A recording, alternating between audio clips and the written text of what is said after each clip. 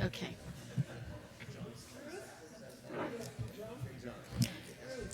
Good evening, everyone. Hello. Welcome. Okay, let's start the meeting. The meeting is called to order. Let's begin the meeting with the roll call. I'll call the names off, and if you could just say present.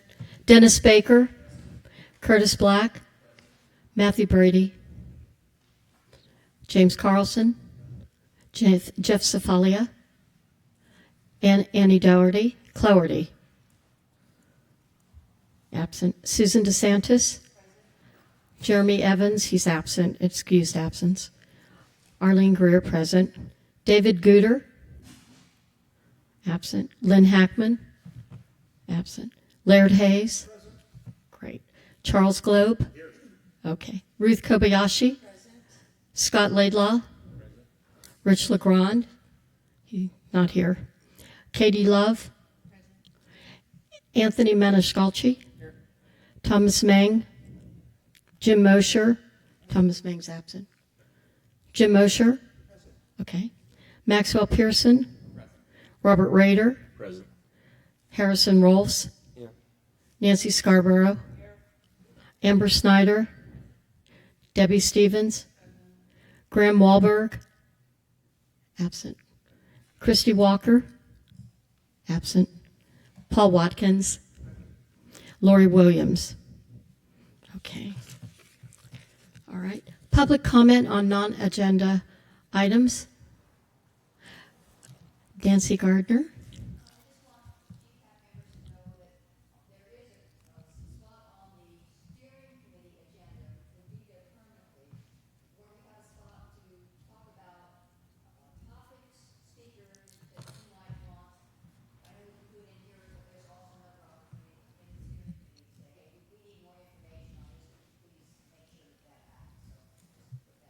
Okay. Good. So staff would put that in the agenda in the future. Okay, perfect. Okay, oh, I'm sorry. All right. Moving forward to current. Madam Co-Chair, Yes, I have go ahead. one somber announcement to make, and it's related to your newest GPAC appointee, Mr. LeGrand. We were informed by his wife that he passed away. Oh, Catherine. Unfortunate timing at any time, but wanted to share that with you all, and sorry to make it such a big announcement, but I figured if it's at the pleasure of the co-chair, I'd like to suggest we adjourn in his memory today. Okay. That's Catherine, I believe. Catherine LeGrand. I'm not sure, but yeah. Okay. Thank you. Mm-hmm. That was All right. head guy. Who just started? Mr. LeGrand is a former city arts commissioner. Okay. All right. Meeting minutes of June 12th. The attachment and draft minutes are in your board packets, beginning with page 7, handwritten page 7. So let's move there. And are there any comments and revisions suggested? I have one, but I'll let everyone else go first. Okay, Mr. Mosher? Yes, and your ones about Mr. Campbell are accurate. On page 3, on the reverse side of the sheet that you all have, Mr. Mosher's comments, beginning with page 3, paragraph 2, then scroll down there to page 4, Deputy Community Development Director Campbell restated the question about the housing units of the general plan. This is an interesting suggestion, remains from there on, but he suggested that be tabled and left in until such time that it's been decided otherwise. Okay, with the city. All right, those are my comments. Mr. Mosher, are there others that you have that you would like to restate? Okay. All right. If there are no further comments, may I have a motion to approve the minutes as submitted? Mr. Watkins, and a second? Second. Okay, all in favor? Pardon? Yes. The minutes would be approved as modified and suggested. We have a second. All in favor? Aye. Opposed or objections? None. Motion carries unanimously. Okay, land use element next, item B. Land use element policy revisions for the housing element implementation. Are we okay? Yeah. Okay. Attachment 2, revised policies. And that begins on page 15 and moving to handwritten page 17. Begins with that. Okay. Director Campbell, lead us here. Sure, I'm going to start this off. So the land use subcommittee had met several times, at least 3, if not more, to discuss the revisions to the housing element. Revisions to the land use element to implement the housing element. We had multiple meetings on this, and so we've got a set of draft policies we'd like the entire committee to take a look at today. And I'm going to have Sean Gordon from Kimley Horn go ahead and chat about that and bring everyone up to speed. I guess the action item is to get an endorsement to review and discuss those revisions and recommend to the GPSC that these revisions proceed to the Planning Commission and ultimately the City Council for review and consideration. So Sean, can you go ahead and outline those for us?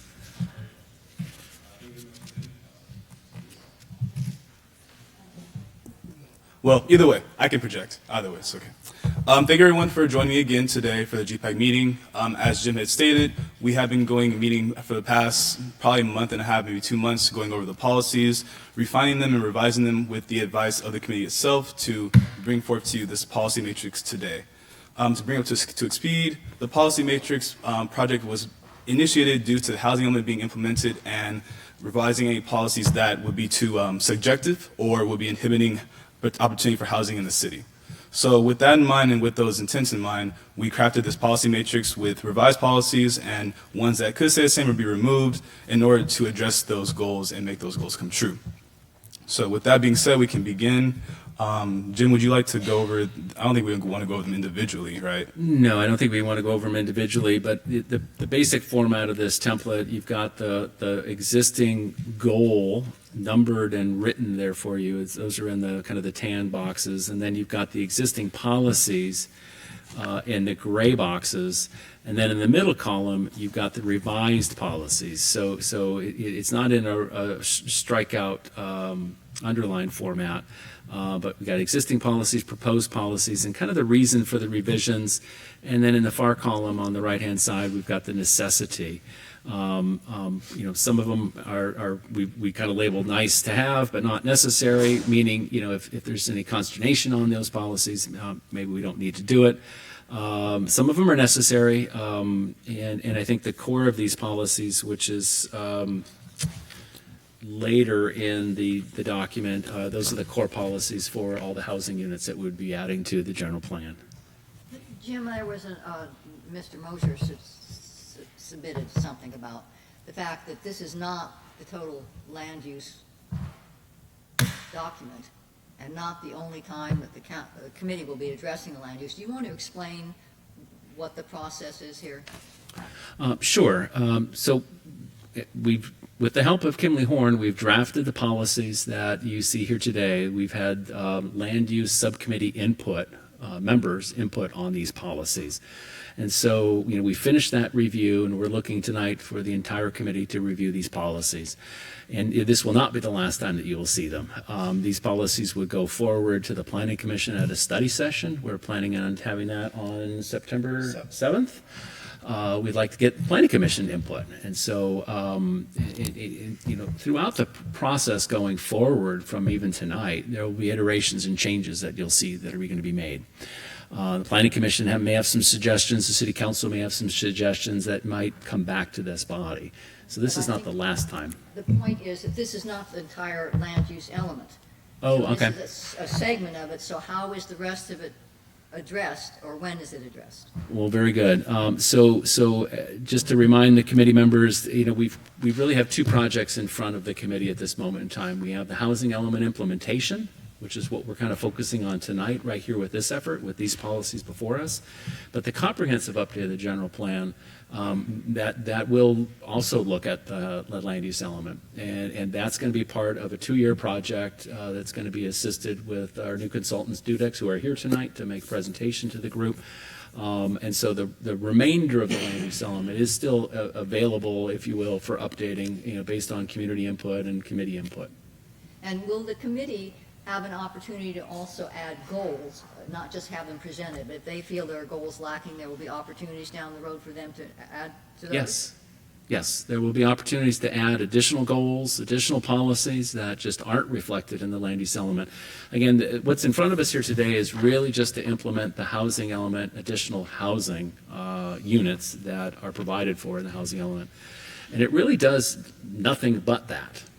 So, again, the rest of the entire housing element land use element goals and policies, yes, there may be things that are missing there that through the outreach process, with input from the public, input from stakeholders, input from the committee, there may be additional goals and policies that might come in the future. Absolutely.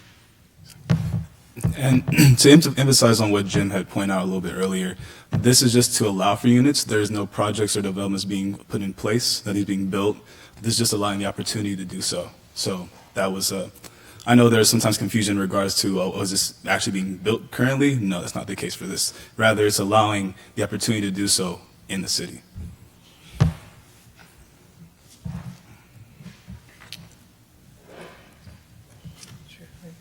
So shall we begin some discussion? Yeah, over there. Yes. Can I get a clarification on how nice to have, not necessarily unnecessary, what criteria what drove those labels? So essentially, there are some that are more necessary to allow for housing per state guidelines, whereas for other ones that are the nice to have but not necessary, they would per se, I wouldn't say enhance, but they would definitely improve the policies that are existing, but they are not necessary to provide housing per se. So necessary is for compliance with state. Exactly, yes, sir. Well, it's also necessary to implement those housing units. There's several policies in here that speak to, adding 2,577 housing units to the airport area, right? And obviously that's a necessary thing to have. Otherwise, we would not be implementing the housing element. Some of these others are, we're wordsmithing some of the policies to remove subjectivity out of those policies as it relates to housing development. One of the things that we're losing control over is the ability to do design review for residential projects. At the end of the day, we are now in the business of creating objective development standards for housing projects to come forward, and if they meet those objective development standards, there may be a modest review process, but at the end of the day, they're going to be allowed to proceed because we've planned for those housing units. So when we have language in our general plan that really is subjective, we can't really apply that. And so our thought is that we just want to remove some of that subjective language. And that's why some of these policies are important, but it may be nice to have, but not necessarily really necessary. And so this was just a classification system that we put together with the consultants just to help guide us with this.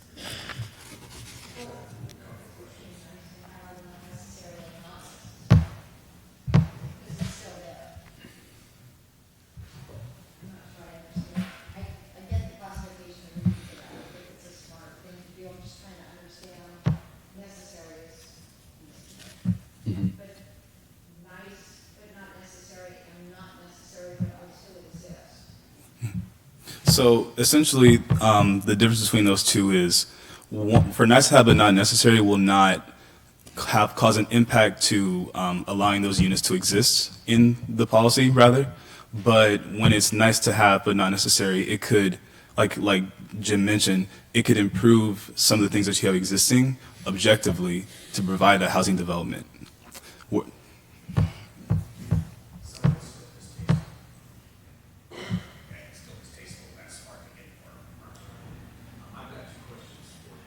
Can we use the microphones? Can't hear you. There's a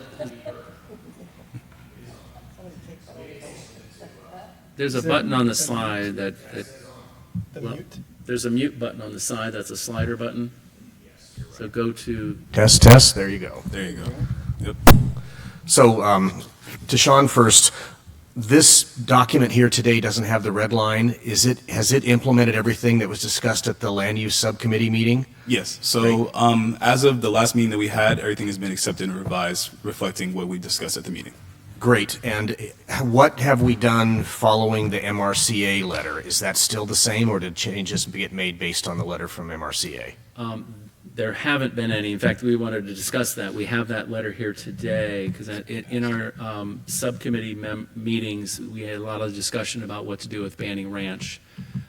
Just to refresh everyone's recollection, the current general plan has 1,425 units, along with some commercial and a small hotel. The housing element would increase the number of housing units to by 100, and so the language that's in this matrix reflects the housing element. Since the subcommittee meeting met, we got a letter from the MRCA, which is the new owner of Banning Ranch. And I think the letter speaks for itself, but in summary, it basically says they'd like to have it be removed as a housing opportunity site. And so what's in front of you today, this policy matrix, does not include any edits to address that. So there's two things we can do. My thought is that in the light of this letter, a recommendation to the city council to remove it would be in order, and let the city council have at that. That's my thought. Is it would be the most appropriate course of action is to direct the city council, or just make that recommendation that it be removed as a housing opportunity site. I'm sorry it took them so long to get it to you. It's no excuse, but. Yeah. So in this matrix for Banning Ranch, all it does is it changes the total unit mix from the 1375 to 1475, and that's the only amendment that we had intended to do. So that can be eliminated, but the entire 1400 can be eliminated as well.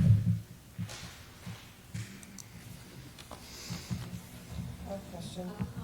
Yes. There's a sliding mute button at the very top. How about that? I sat in only on one of the land use element subcommittee meetings, and I'm not on that committee, but I have a question.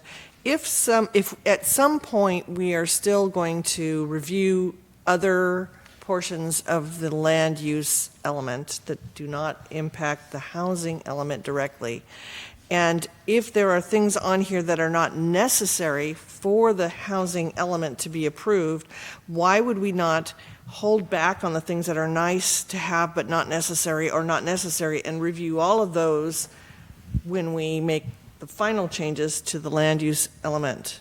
Why are we doing those now? Does that make sense?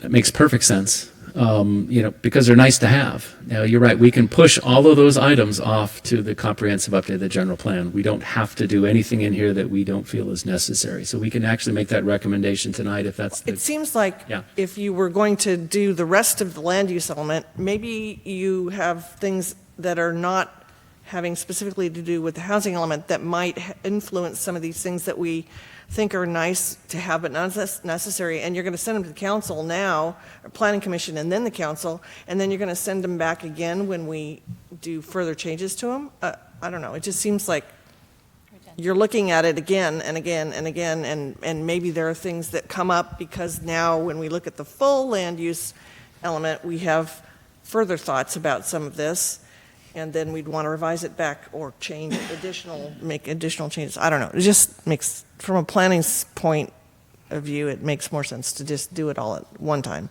at the end. So real quick, Jim, I don't know, or Sean, right? Sean, one of you want to give an example of these? Most of these things that are not necessary but nice are super minor. Just saying, most of it is. I can't think of an example because my mind's not in it at the moment. But they were kind of nitpicky, but it's cleaning it up a little bit, and I don't think they're a big deal. Is kind of where I'm coming from. And the other comment I was going to say, Jim, to your comment on Banning Ranch, I think we need to pull it out.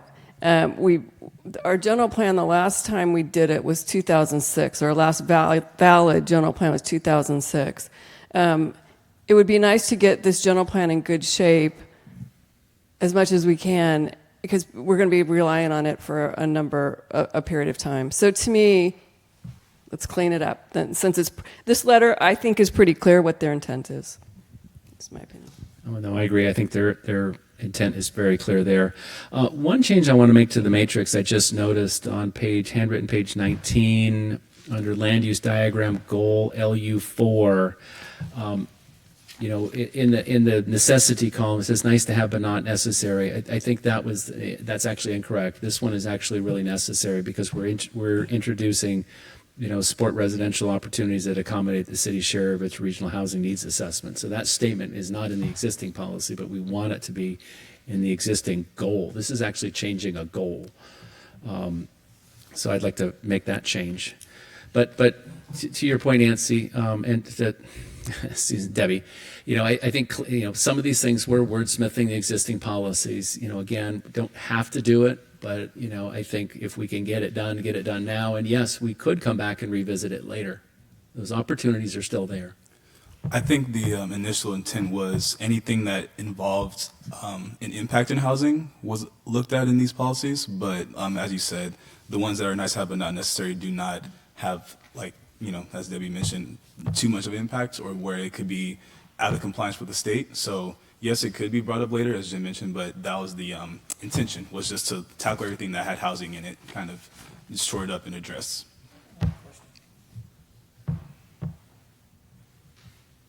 Susan? Oh, I'm sorry.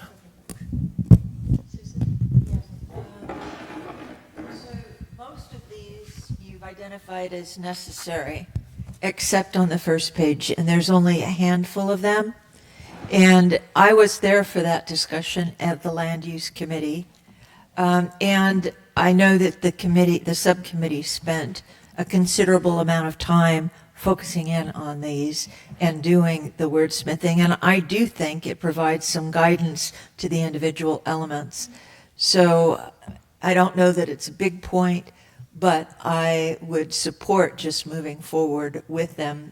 They're only a handful, and it does provide guidance for both the vision and other elements. That's the point.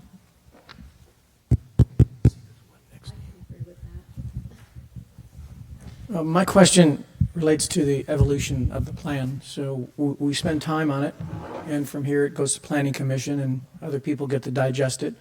At some point, it gets submitted to the state.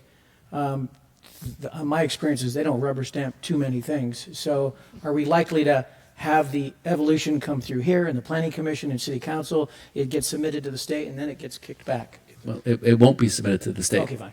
So the housing element was submitted to the state and was found, substantially compliant with housing element law and was certified that way. So, but the land use element, no, it does not need to go to the state of California. The deliverable to HCD for the housing element is those zones that these policies support. So they're not going to look at those policies, but it's a necessary component in order for us to achieve the goals of the housing element.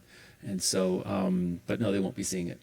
But, the committee will see it. It'll go to the Planning Commission, the City Council, the community. There may be further changes. It may, or the policies that you see here today may or may not come back to this body officially. They will if the City Council or the Planning Commission want them to, and if they direct them to. And it depends upon, the nature of the changes that come, through the process going forward. But I think these are good drafts.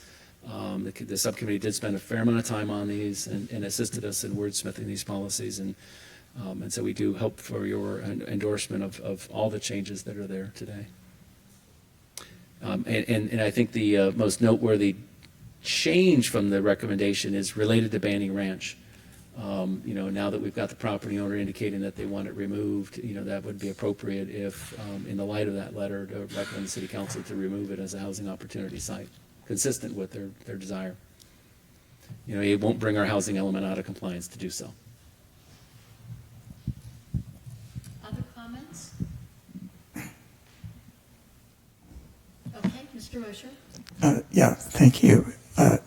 So the GPAC has two consultants, or the city does. Which one will be overseeing the future comprehensive update of the land use plan? Will that be Kimley Horn or Dudek? Dudek. Okay. And then do I understand, because of our limited time, you don't want actually comments on the individual items, you want those directed to the Planning Commission? Not sure I understand your question. We have a lot of stuff here. We can't go through it individually tonight. After submitting the written comments I submitted yesterday, I spent some time today looking at these and looking at the whole land use element and trying to figure out how they fit into it. I saw a number of problems both with the individual policies and with how they fit into the land use element, so I would have difficulty supporting it the way it is tonight. And I take it you want those thoughts about the individual ones, a specific example. The first necessary one we have is a revision to LU 1.5 called Economic Health, inserting residential development as a new source of economic health or revenue to the city. I take it that's what the policy is supposed to mean. When I look at the whole general plan, I don't think the Land Use Element Committee saw this. On the next page of the whole general plan, I see a policy LU 2.4 called Economic Development. It sounds like that's where that revision belongs. I don't think it belongs in LU 1.5. I think it belongs in 2.4. So I have many other comments of that sort. But the biggest one that I had trouble with is this is focused on inserting the concept of overlays. Exactly where the overlays will go is not mapped out clearly, but apparently that's going to be worked out by somebody somewhere.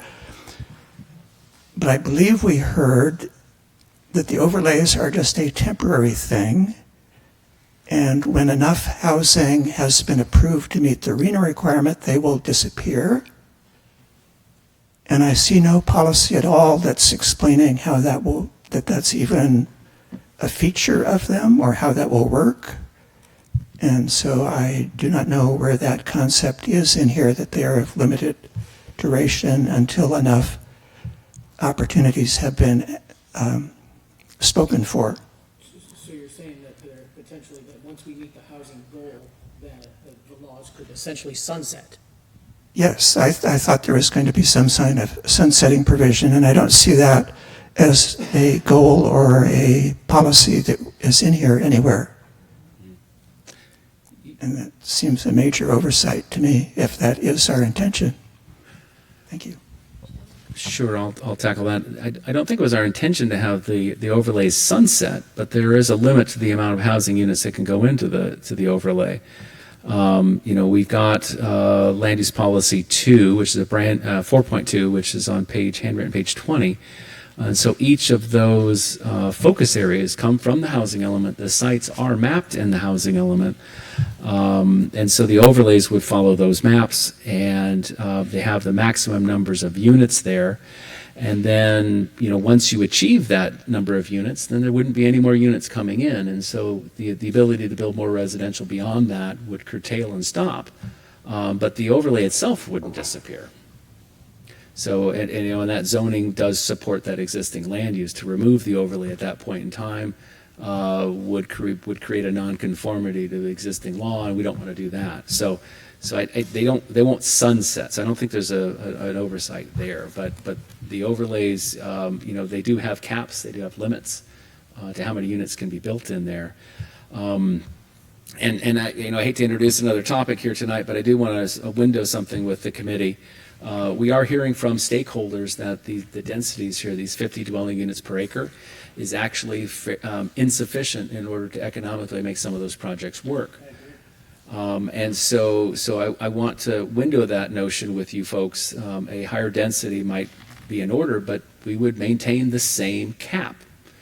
So if you really think about it, if you do buildings at 75 dwelling units per acre versus 50 dwelling units per acre, you're going to you'll reach the cap with fewer numbers of buildings, if you will, but it's in the same geography that we're talking about. And so, indeed, we may want to increase the density so these projects, become more financially viable. what we're seeing from a product standpoint. They can't hear. Oh, I'm so sorry. What we're seeing from a product standpoint is, even smaller units, within the same building envelope. So you go from, say, 60 dwelling units per acre to 80 dwelling units per acre, and the building is no larger than it would have been otherwise. So, and these policies at 50 dwelling units per acre are viewed by some in the industry, who who they are. They view these as too limiting. So that is something, we'd like to get your feedback on tonight. Sure. I think I've made my position pretty clear on densities. I think we have been low really since the introduction of these. I really believe that most of the projects that we've been involved in, and that's probably most of them Los Angeles County, probably 10,000 units in the last 8-10 years.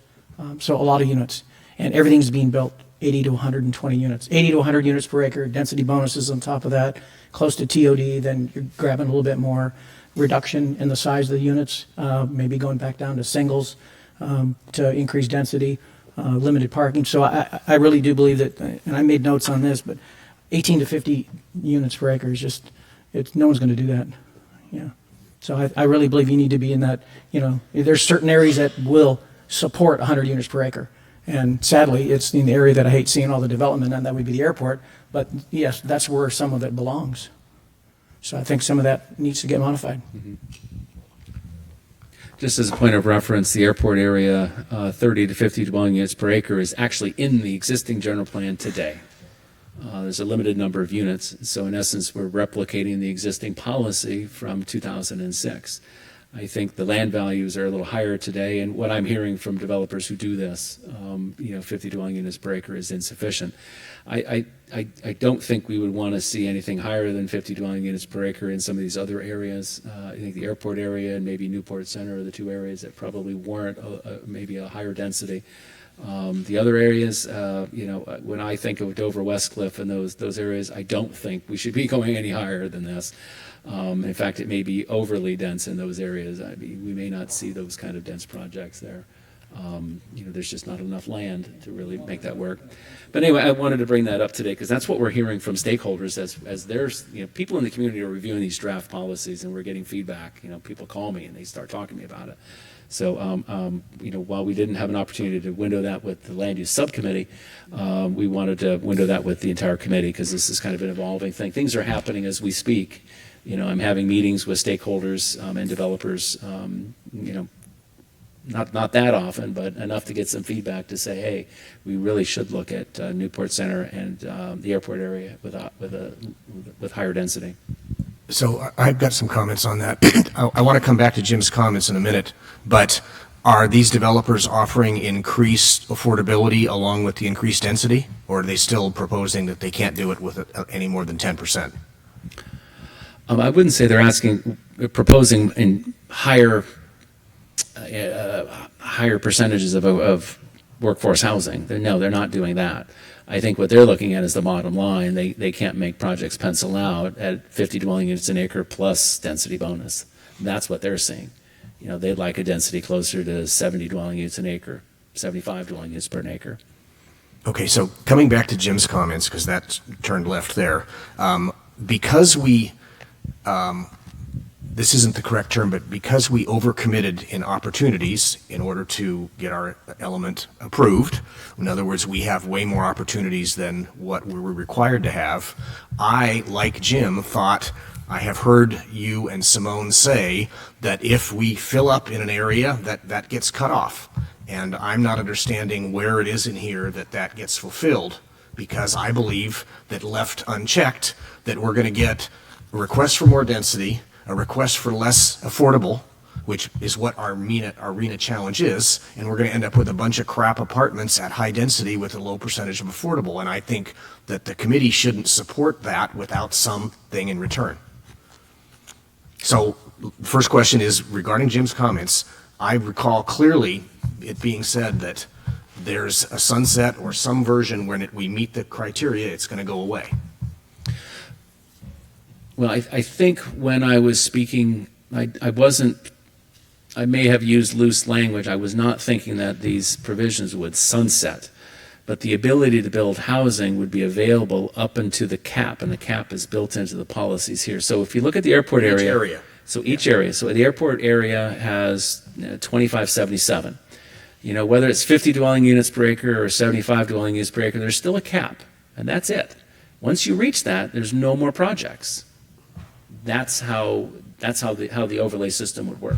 What I meant, though, is if across the city, if 4,845 that match the 4 things are met, does all this bonus that we're offering go away because we've met it? I was under the belief that that would somehow revert if we magically met it at some period of time in the 8 years. Well, I'm not sure how to respond. I'm not sure how I understand your question. I don't understand your question, I guess. Well, it goes to what Jim is saying, that we have a requirement of 4845. If we manage to meet that over the next 8 years, all of the opportunities that we've offered landowners stop. There's no incentive to do it anymore once we've met our requirement. Mm-hmm. Well, at the end of the day, in 8 years, there's going to be another RENA requirement, and so there may be additional units that come down the pipe. And so the question at that point in time would be, you know, if we have to account for another 4,000 units, which I kind of doubt. First of all, I don't think we're going to build 4,000 units in the next 8 years. I don't think the market will do that. Will we entitle 2,000 units? Possibly, quite possibly, 2,000 units. But we're not going to fill up. We're not going to. You know, the market just really won't absorb that number of units. So the development community is not going to propose that number. You know, so if we never reach these quotas, then, you know, the opportunity will remain and linger as long until we get to those, and we can modify them in the future with a future RENA. And that is part of the design of these policies, because, you know, they're set up to account for this RENA. Well, what about the next RENA? Well, we've got a framework to account for the RENAs as they come rolling forward. I don't know if that answers the question, but it's a response. Nancy? Go ahead. Well, I do think that if we were to put the density up to 100 or 120 units an acre, we'd see a flood of developers coming in and buying these small office buildings and doing it. In Irvine, Irvine saw that, where multifamily came in the airport area, and industrial was taken out very quickly, and everybody was racing to get every unit they could, and Irvine hit their limit very quickly. So I think if we did that as Newport Beach, we would see the same results. So.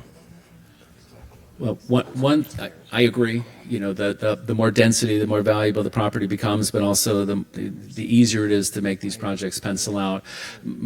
One of my concerns will be is, you know, the affordable housing production. How are we going to ensure that there is some affordable units? Because the state is expecting the city to produce some measure of affordable housing.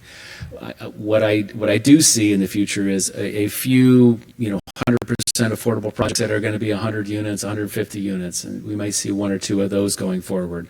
But in the lion's share of housing production for mixed income is going to be a mixed income project where, you know, you've got, you know, 300 units and you might have 5 or 8 or 10% of those units being reserved for affordable.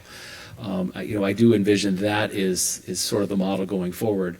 We're not going to see a project coming in that's 40% affordable units. It just doesn't pencil out. And so I think to plan and regulate toward that is basically saying we don't want to have any affordable housing. We can't do that. No, agreed. And But so, yeah, and my other comment would be on density. I mean, going above 100 dwelling units per acre, we might have developers actually building market rate housing at that density and 0 affordable. And so we don't want to be that dense so that it incentivizes developers to not use density bonus. Because right now, we don't have an inclusionary housing ordinance, and I think the lion's share of future affordable unit production is going to be through density bonus, Right. which means we want to be a little denser, but not too dense to where it's not used. okay.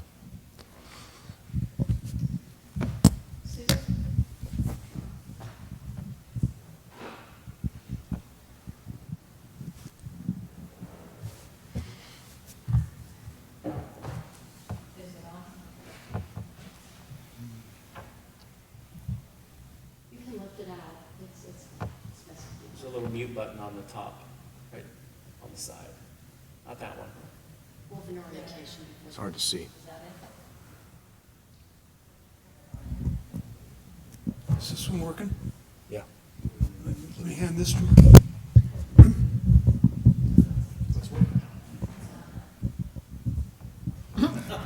Okay, there. All right. Since we don't have an inclusionary requirement at this point, and I'm not sure if it's anticipated that we will, it is possible to look at whatever the density is. In the housing element, it's 50 units per acre. Is that what is in there now from the policy? Each of the focus areas have a different density range. I think they're all 50 dwelling units per acre max, and then Coyote Canyon is 60 dwelling units per acre. Right. So it is possible to have a sliding scale that would allow additional density for affordable increases in the affordable requirement. So if it's set at 10%, which is where it's at now, isn't that right? That if you were to increase densities above the 50 units per acre, there could be a comparable increase in the affordable requirement and additional incentives provided to facilitate getting the units built. Theoretically, you could establish policies to do that. I don't know if it would incentivize more affordable units being included in a project. I anticipate developers coming in using density bonus, and typically what we'll see is they're going to try to do the minimum number necessary to achieve a particular density that makes the project pencil out. And so, I don't know if adding another 10% in density is going to lead to another 5% above and beyond that for affordable units. Although you can structure policies to do that, I don't know if it would necessarily create an impediment or an incentive. So I don't have a recommendation to do that. Yeah, and if that's our goal, is to create some affordable component for, new renters, the majority of the things that we've been involved in, there's usually about a 20% set aside for affordable. There's an opportunity for the developer to pay an in-lieu fee if you don't want to have your, quote, low-income people in that building. But I would tell you, very few developers pay the in-lieu fee because, in most cities, Glendale, Burbank, Pasadena, Los Angeles, they're very expensive. So they avoid it, and they just, they deal with the 20% set aside and work it out. But it does meet the goal to provide affordable. The city council has looked at an inclusionary housing ordinance. We prepared a report for them identifying some percentages that might be feasible. The city council at this point in time is not interested in doing an inclusionary ordinance. We may need to come back and revisit it in the future if affordable housing production is just not happening.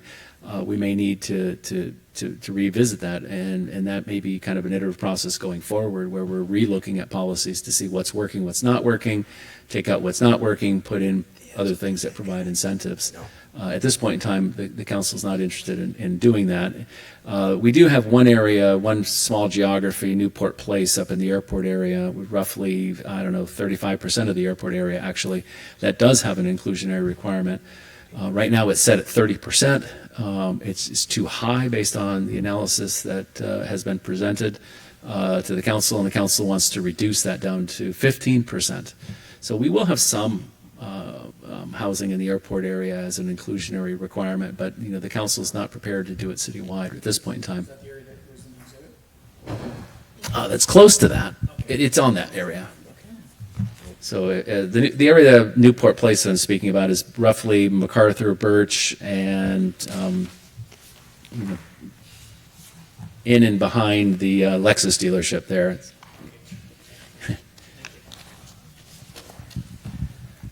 Okay. I have a couple of comments. The housing element that we have that's been approved by HCD assumes that we have a inclusionary, or that we have affordable housing at 30% of the total number of units in each of those areas, correct? It was at 40, and then there was something that happened, and it's at 30 now. So my assumption is that if we don't meet 30% affordable in any of these areas, we're going to reach the threshold of the maximum number of units, and we still won't have the number of affordable units that we need to meet the housing element, the RENA requirement. So how do we deal with that if we're going to sunset out after a certain number of units in the airport area and then no more? We haven't reached the number of affordable units we need for that, and then we say, okay, no more. That's one thought. The second thought, and it kind of goes along with this, is if you increase the density, the construction required to achieve that density becomes much more expensive. Instead of having wood construction, you end up with steel beams and concrete.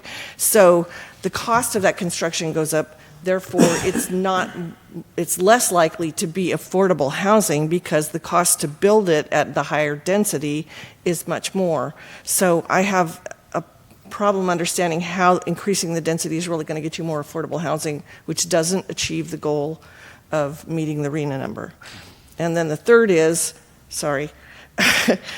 when we start to increase the density, then don't we have to look at the circulation element with that? And we're not doing that right now.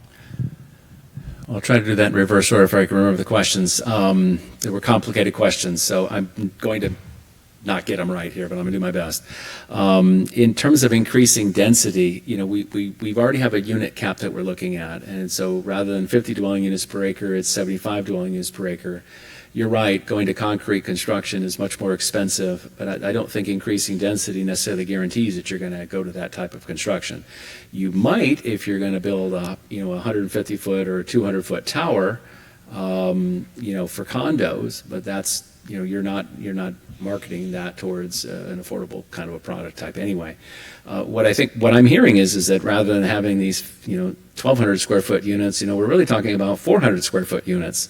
And so you can build 3 units in the size of one, if you will. And so you can, in essence, get a 75 dwelling unit per acre, smaller units in the same footprint and the same mass as you would, say, a 1,000 square foot series of units average at 50 dwelling units per acre.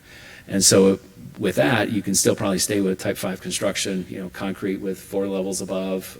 You can do that fairly readily, and it becomes, at this point in time, with the commodities being what they are, reasonably affordable. It's expensive to build.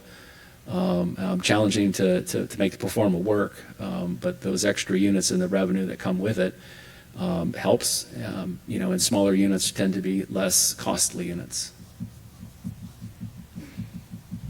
Hopefully that addresses some of that. Okay, so that's 2 of them. So how do we address the elephant in the room of the existing approved HCD approved housing element that assumes we have 30% affordable in all of our areas? Because that's not happening, and it's being reduced as we speak. They're talking about going from 30 to 15 at the airport. So I think the challenge is going to be, and I'm going to try not to speculate what will happen. If we have construction and we reach the cap, but in that we've maybe produced 5% of the cap. So maybe we've produced 300 units out of 2,500 units as affordable, but the assumptions are that we're going to have far more affordable units in that area. What happens? Is HCD going to say, well, it's okay now to cut off construction in that area? I don't know what they're going to tell us to do. But I think for us to assume that we can build projects that include 30% affordable units in them, and to do that and replicate that throughout the entire next cycle of construction, 30% doesn't pencil out. And if we say 30% has to be included, what we're going to find is that nothing's going to be built, and then we're going to fall out of compliance with our goals.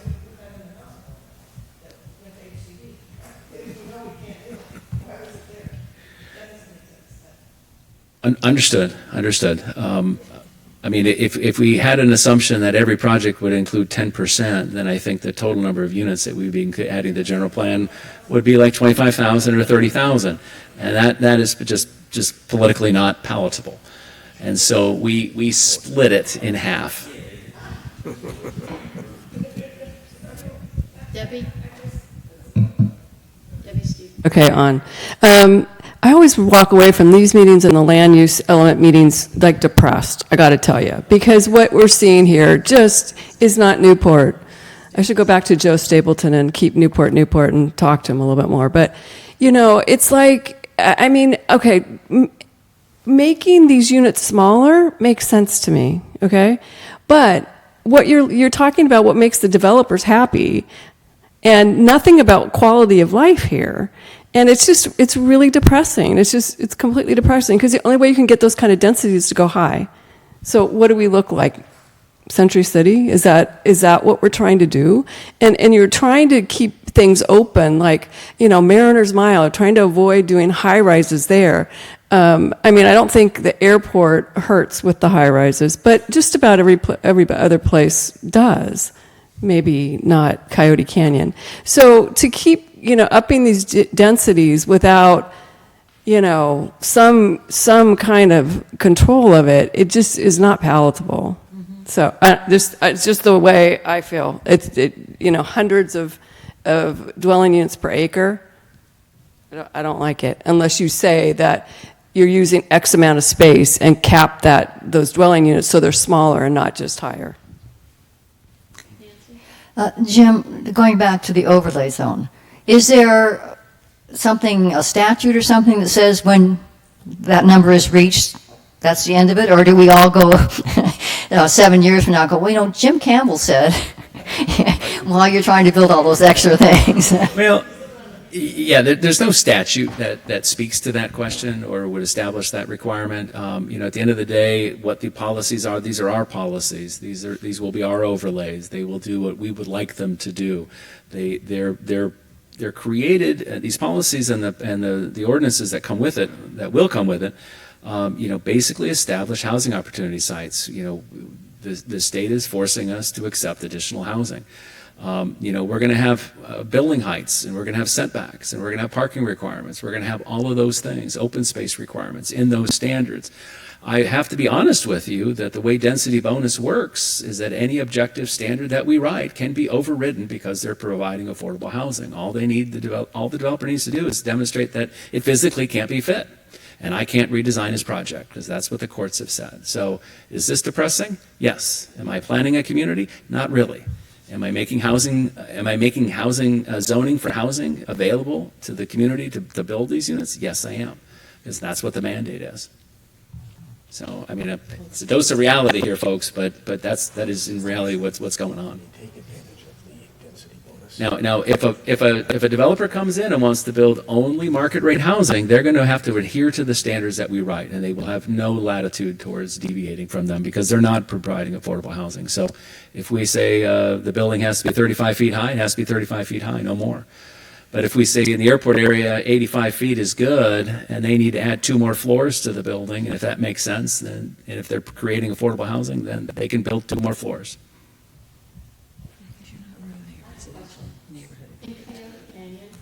What is the many levels would be allowed in order to reach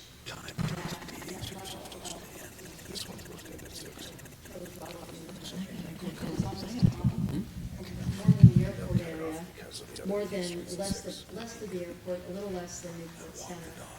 But is a residential area, I live in that area, it's Newport Ridge.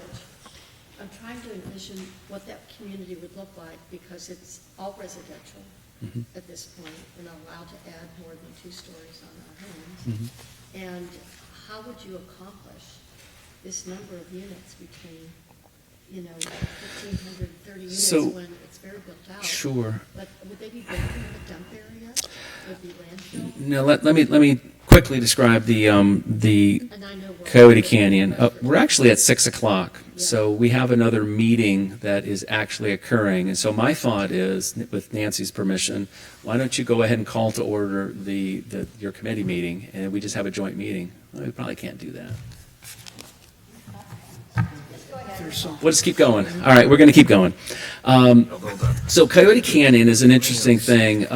We went through the exercise of where do people want housing. They were trying to put it in places that were not directly in their neighborhood, and Coyote Canyon seemed like a logical place, a lot of open space. On the landfill itself, it's very challenging to build on a landfill. Structurally, you just can't do it, and there are hazards in there relating to methane gas that comes off the landfill that can come into homes. Now, that can be mitigated for, but the structural issue really is really very challenging to mitigate for. So what we learned in talking to Tate and Associates, who are working with the county, is that there's roughly 22 acres of land below the landfill down by Bonita Canyon that is not encumbered by the landfill. And so we have 22 acres there. There's an additional 12 acres that are on the highland areas that are not directly affected by the landfill. And Tate even believes that there are some certain shallow portions of the landfill that can be excavated, and then we can build on terra firma, if you will, and then close the landfill around it. So they believe that all of these opportunities are there. And so we're giving them a chance to prove it up. And if we didn't put the 1,500 units there, well, we'd have to put them elsewhere. And I think the council was struggling with how to balance this. How many units to put in the airport area? How many to put in Newport Center? How many to put in West Newport? Coyote Canyon was an opportunity that came to us, and we feel is viable. The state also felt it was viable. We had sufficient information to do so. How big are those buildings going to be? We have no idea at this point in time. I'm just thinking of the boundaries are San Joaquin Hills Road and Newport Coast Drive. And it's just that corner that just is Newport Ridge, and then on the other side of Newport Coast Drive, you have Sage Hill. And, that boundary stands almost to the top. Yeah. Where So the treatment. there's 22 acres below the landfill, which is really next to the 73 freeway and Bonita Canyon. So that's the primary area that would be developed. Okay. Now So gaining, that's where Newport Coast Drive goes down to Mariners, perhaps? yes, Okay. it's down there. Well, that's a little more understandable, because Okay. they've already built apartments in that area, and they look quite nice. Okay. Okay. Just curious, there seems like a huge concentration in a very residential area, and you have to wonder how that will affect the character of the neighborhood. So we've got policies here that relate to Coyote Canyon and these other areas. There will be zoning documents that'll be coming forward later this summer. Tate and Associates is intending to do a much larger specific plan or a planned community. Their design also includes a golf course, as you might imagine, on the landfill. So there's a lot of other facets that they're going to be coming forward as they seek a lease with the County of Orange and seek entitlements through the city. So they're going to be doing a lot more planning for that area than we're doing. Madam Chair and Jim, is there any opportunity for public comment before you leave this section when you're? Yes, one more, and then let's go right to public comment. Last comment. It seems to me with the discussion that's happening here that somehow in these policies we need to build into this a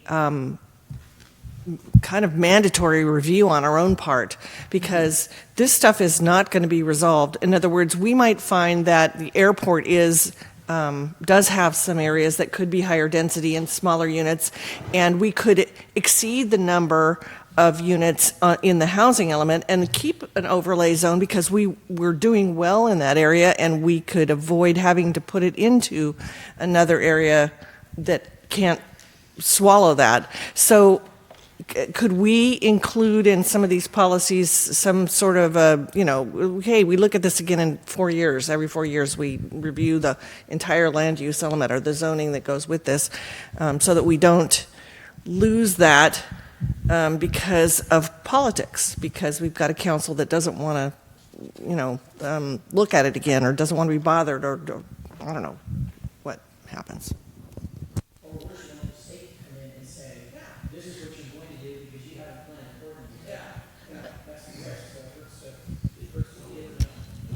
But we have established an outreach committee, and we're going to have taking this plan. This is a proposal, correct, Jim?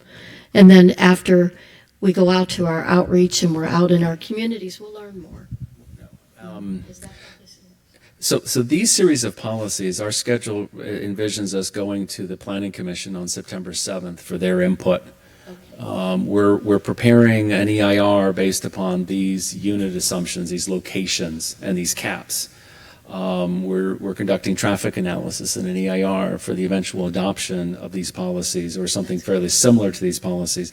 But at this point in time, the outreach effort that we're envisioning is really through this committee process. We're not envisioning an entire new round of public comment and debate on this, because I got to tell you, the housing element policy is set. We know this. I think I've made that admonishment before. The council set the housing policies and goals, and now our job is to draft policies, to implement them, as distasteful as it may be. You know, we've got a state mandate to implement, and this is how the council has chosen to adhere to those mandates. And so we've got to deliver policies and then regulations to implement them. And we need to get this done and get it voted on by the electorate in November of 2024, because I've got to deliver zones by February of 2025. And so again, we're not going to be going back out for a full outreach effort on what we're seeing today, these policies. Okay. So this is pretty done. This is done, and we're voting it. I think there's been a lot of vetting and a lot of input. There's been a lot of voting, a lot of input within the committee, and a lot of thoughtful consideration within the city planning department, and probably others as well. Mr. Mosher? Thank you, Chair. The plan that we have.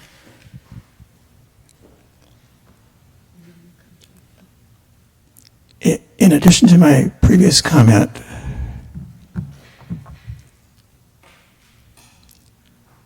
I did not, when I read these policies today, think that they fit very well into the current narrative of the land use element. And sometimes they don't fit well into the structure of it. We're creating new districts, and it has sections about districts, and they seem kind of have to introduce a new district like Coyote Canyon, which they're not doing at this point. So they don't seem finished or ready in that respect. And the other respect in which they don't seem ready, I don't think this committee at the beginning had a very strong orientation about how general plans work. But in addition to the elements, an essential part of a general plan is an implementation program, which is a chapter of this that we'll presumably be reviewing at some time. These policies refer to current implementation programs, sometimes completely irrelevant to the new changes that are being made. So who are we as a committee? Where are those implementation programs for these new policies and revised policies coming from? And how are they going to be coordinated? It's another reason I don't feel I can support it tonight. It doesn't seem to be coherent and whole and well thought out. They're just kind of isolated policies being kind of like putting little band-aids here and there over the general plan without any overall thought. And as to the overlays, I really think that has to be kind of introduced in the narrative as other parts of the policies currently are, so that somebody reading the general plan understands the concept of them and don't just out of the blue see a policy, we have an overlay of something mysteriously somewhere. So this doesn't seem ready to me. Thank you. Well, where does that leave us? Where does that leave us? It's really up to the committee. You know, we are asking for a recommendation to move this forward and move it up the chain. You know, we discussed. We do need public comment. Yes, let's do that. All right. Public comment, and then Mr. Baker. Okay. Thank you, Madam Chair, and Jim and committee members. Although I've been benched of late on the topic, I have a long time history on Newport Banning Ranch, and without speaking about the letter that you received, I don't think it's a surprise at the end of the day, but this confusion came up in the last committee meeting. The wells that are being abandoned and remediating on that particular property acquisition do not include the city's own oil wells that you see at Cappy's. It's not entirely obvious that the city operates 14 wells that are on HD LLC property that are leaseholder And those wells, an important part of the city's revenues, are whipstocked into the tie bands. So whatever happens in the Banning Ranch remediation in the future, this separate is taking place there, to the best of my knowledge. Other public comment? Okay. Bring it back to the chair, co-chair. Mr. Baker, you had a comment? Okay. Okay. Yeah, we would like a motion for, endorsing these policies, endorsing the staff recommendation to move these forward to the next level. It's obviously written differently in the agenda here. I think with two different changes, I think the committee may choose to reflect the letter that we received from the Banning Ranch owner about removing that site from the housing opportunity list. I think that might be incorporated into that motion. And then I think maybe there may need to be some further discussion about changing the density of the airport area and Newport Center. I would recommend that we change it to 75 dwelling units per acre. So I know we discussed it, but that would be something that if that would be incorporated into a motion, that would be acceptable. I mean, at the end of the day, we don't have to make that change here tonight if that is something that is not palatable to the committee. But I think that same sentiment is going to be discussed again at the Planning Commission. Okay. Do we have a motion on the floor for this? No? Mr. Black?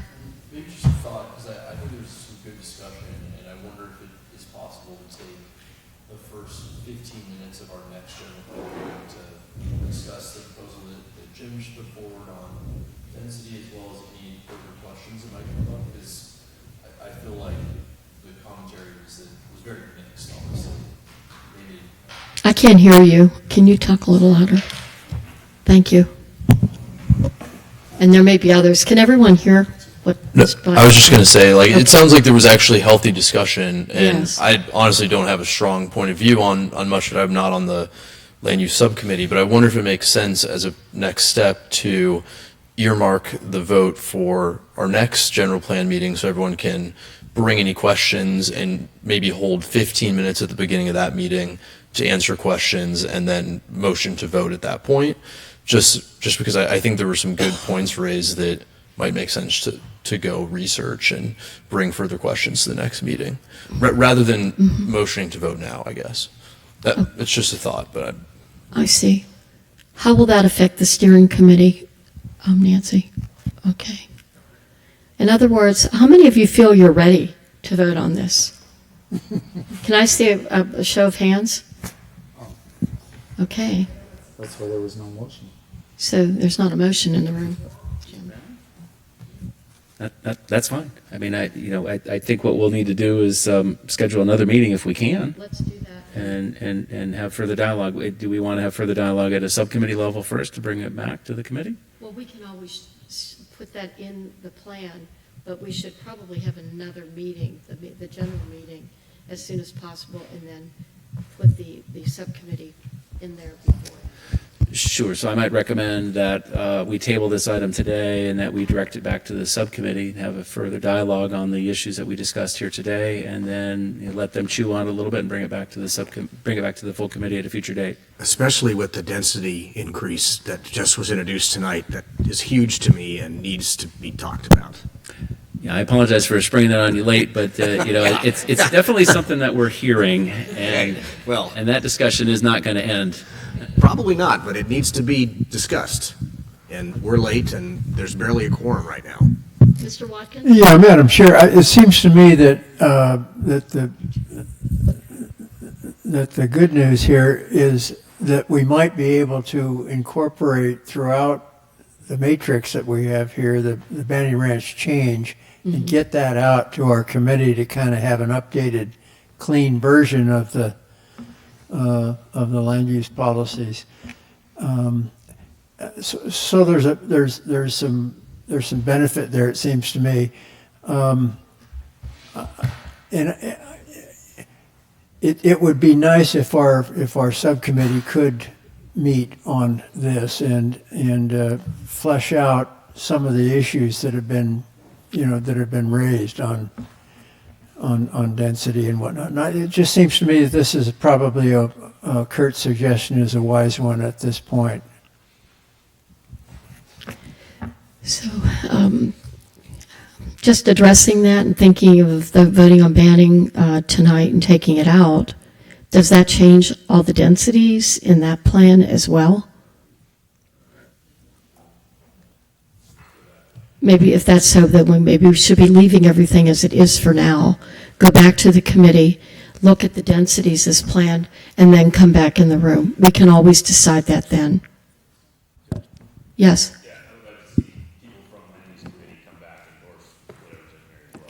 I'd be inclined to do that, and I remember I'm here as one vote, even though I'm leading the meeting. So I'm looking for a motion to send it back to land use as soon as possible. I'll make that motion. Okay, may I have a second? Okay, second, Katie Love and Nancy Scarborough. Okay, Katie. All right, that's fine. All in favor? Aye. Opposed? Objections? Okay, that motion carries. All right, very good. I'll go ahead and announce the next item. I think in the interest of time, if I may, make a suggestion to the chair. We've got items D and E on the agenda. We'll probably not have time for that. But I would like to go over item C. We do have Dudek here to talk about the comprehensive general plan. And so I think, if the committee members are willing and want to stay, we'd like to have you hear that presentation. Yes, I agree. Please stay and hear the presentation. All right. All right, well, very good. So as you know, we've talked about our comprehensive update of the general plan. We have the housing portion that we were talking about earlier there. We do have Dudek under contract. We had our kickoff meeting today. And this is a comprehensive update of the general plan. So we're going to have, we've got representatives of Dudek here today. Are we putting up something on the screen? Okay, so I'm going to go ahead and turn it over.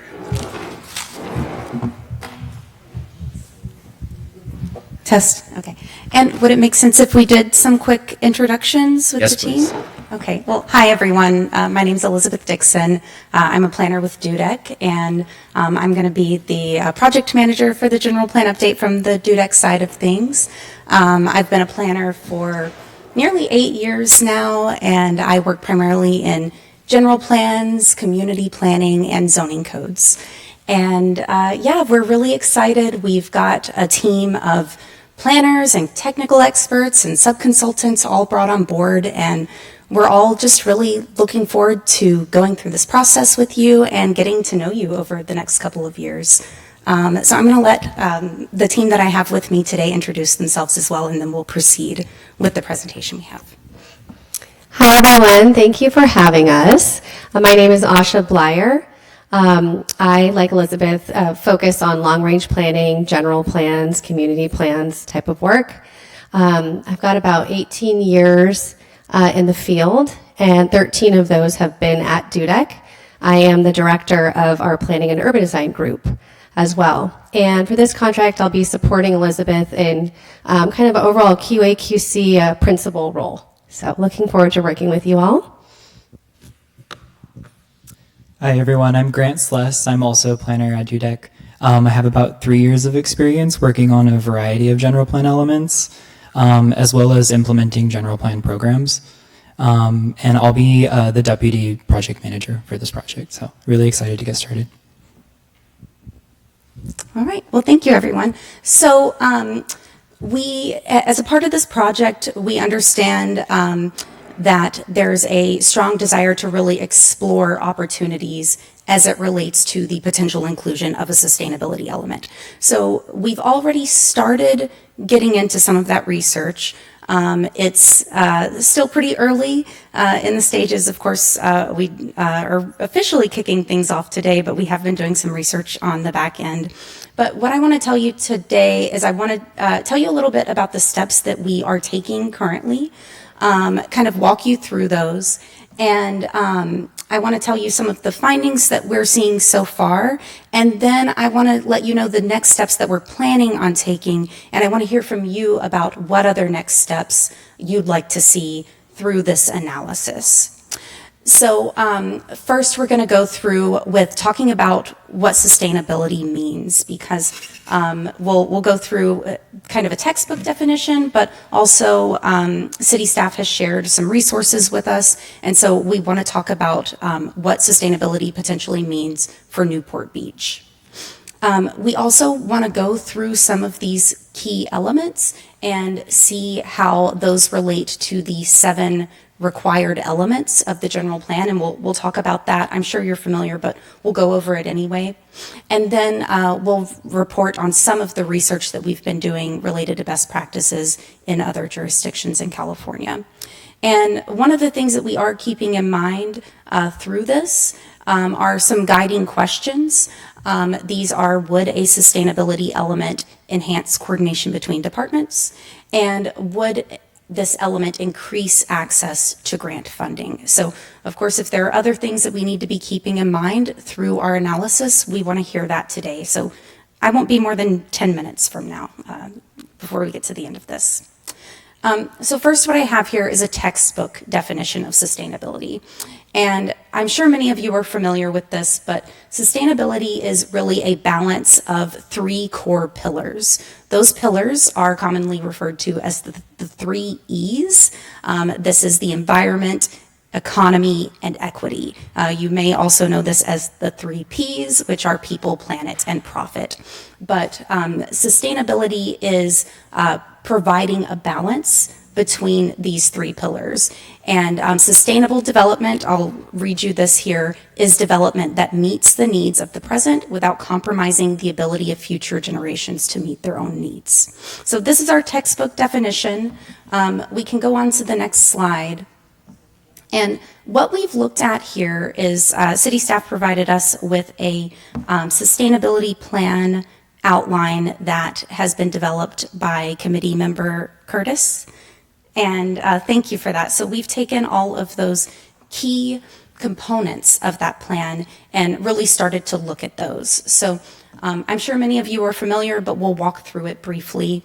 Environmental resilience, this is really related to the ability to prepare for and respond to hazards. This includes sea level rise and beach erosion. This also considers the capacity of the power grid, roadway capacity, hazardous sites, things like that. The education piece, this is really related to communicating the city's strategies and programs as it relates to sustainability to both residents and to businesses. Building and development, this is really focused on green buildings and then sustainable development patterns.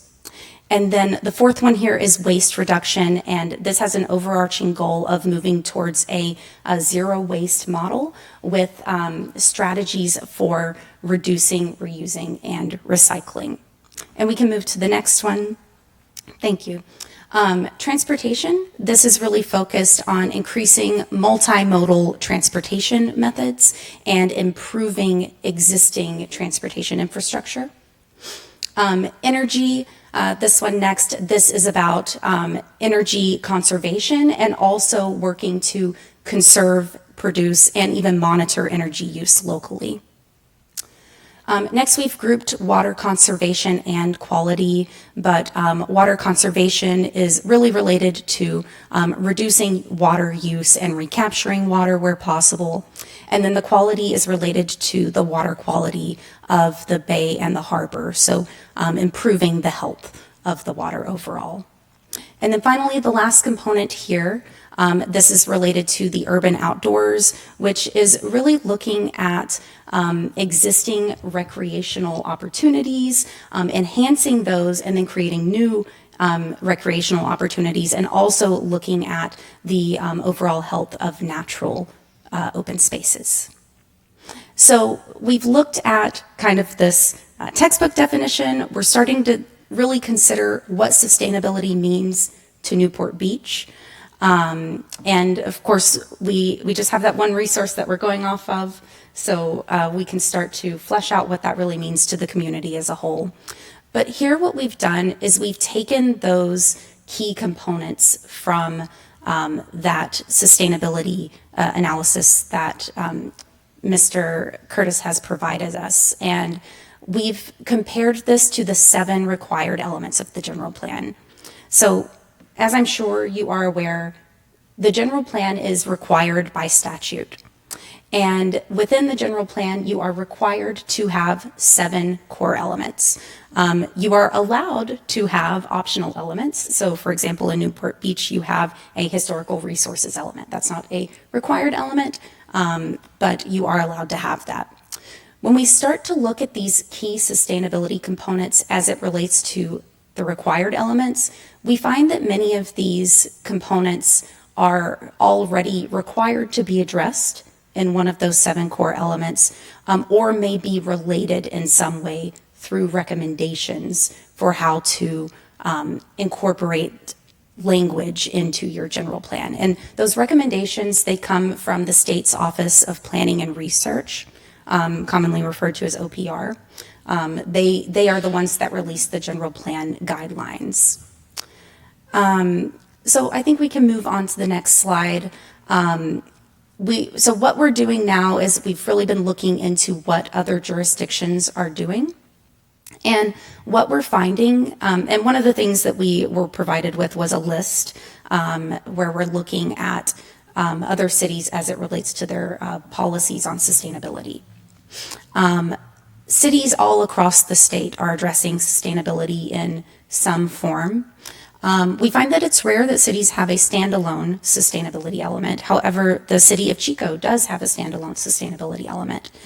Their sustainability element, it is really structured after those 3 core pillars of sustainability. So that's really their overarching vision is related to those 3 pillars, and they have goals and policies established to help implement those. And cities that are addressing sustainability within their elements, it's commonly overlapping with another element. So we see a lot of conservation and sustainability elements, safety and sustainability elements. And these are 2 of the elements that really have most of the commonalities with a lot of these key components.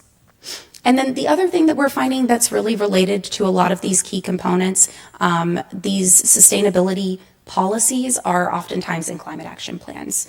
So we have a statistic that we found online where 50% of California cities either currently have or are working on a climate action plan. The key thing that stands apart from a general plan element and a climate action plan is that a climate action plan does include a emissions inventory, a greenhouse gas emissions inventory. And then oftentimes they contain a form of a checklist for California Environmental Quality Act compliance. So that project applicants would have to go then use that checklist to show that they are in conformance with the climate action plan.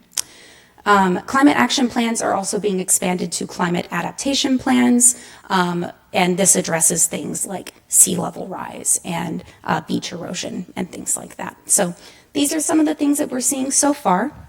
And then these are the next steps that we're taking, but we want to hear from you what other steps we should be taking. So I think one of the things that we want to do is we certainly want to create a shared definition of what sustainability really means for Newport Beach.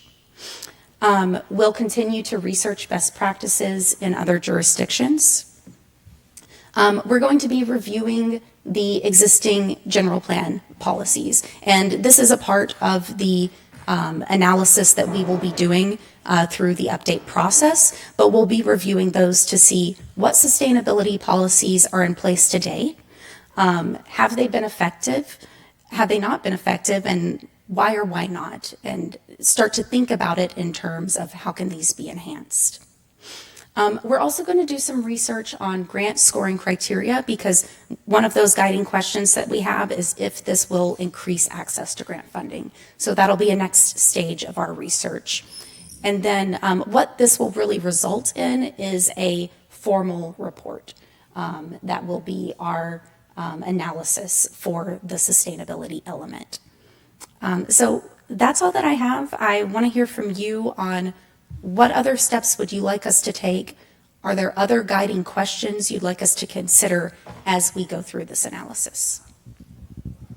Maybe I can kick off that if that sounds okay. I think there's a few things that I would note that are unique to Newport. One is, I think a lot of the intention of the initial plan was to solve for what I view as a gap in our current nomenclature and in the plan that we have now, which is that, we are required to mention it in the safety element, but I think we all believe that as a city we have some really serious safety concerns that we need to plan for, like liquefaction and flood and fire.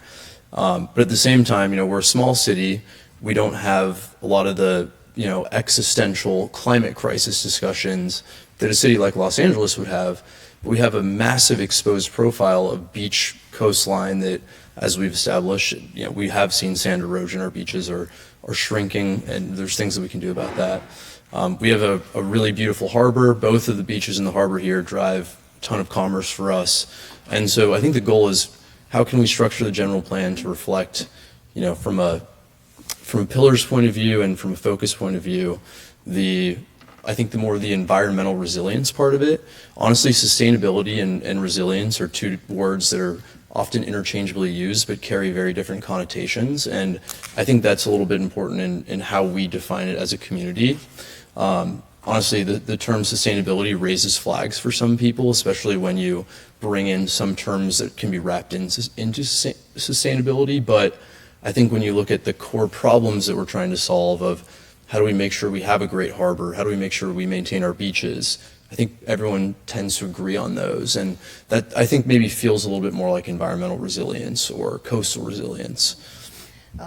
We had the subcommittee meeting on the safety element. That was one thing that came up very clearly, that one member just said, that word sustainability sets my teeth on edge. And how do you feel about resilience? Fine. So we'd really want you to keep that in the back of your mind. This is a pretty conservative community, and the fewer red flags we unnecessarily raise, the better. Definitely agree with that. And I think it'd be, I continue to believe that the safety element has a lot of legitimate concern. There are real things in there that need to be addressed. And one of the questions is, how are other cities with a similar profile of environmental resilience or environmental risk or resilience risk, however you want to phrase it, how are they dividing time between these groups to address a really serious identity problem that we have? If sea level rise projections are legitimate, Newport's going to be really heavily impacted, and there's a lot of things that we could talk about there. I think maybe how they're branding that's interesting. Maybe even how they're structuring efforts in their community or their city teams around those issues could also be interesting too.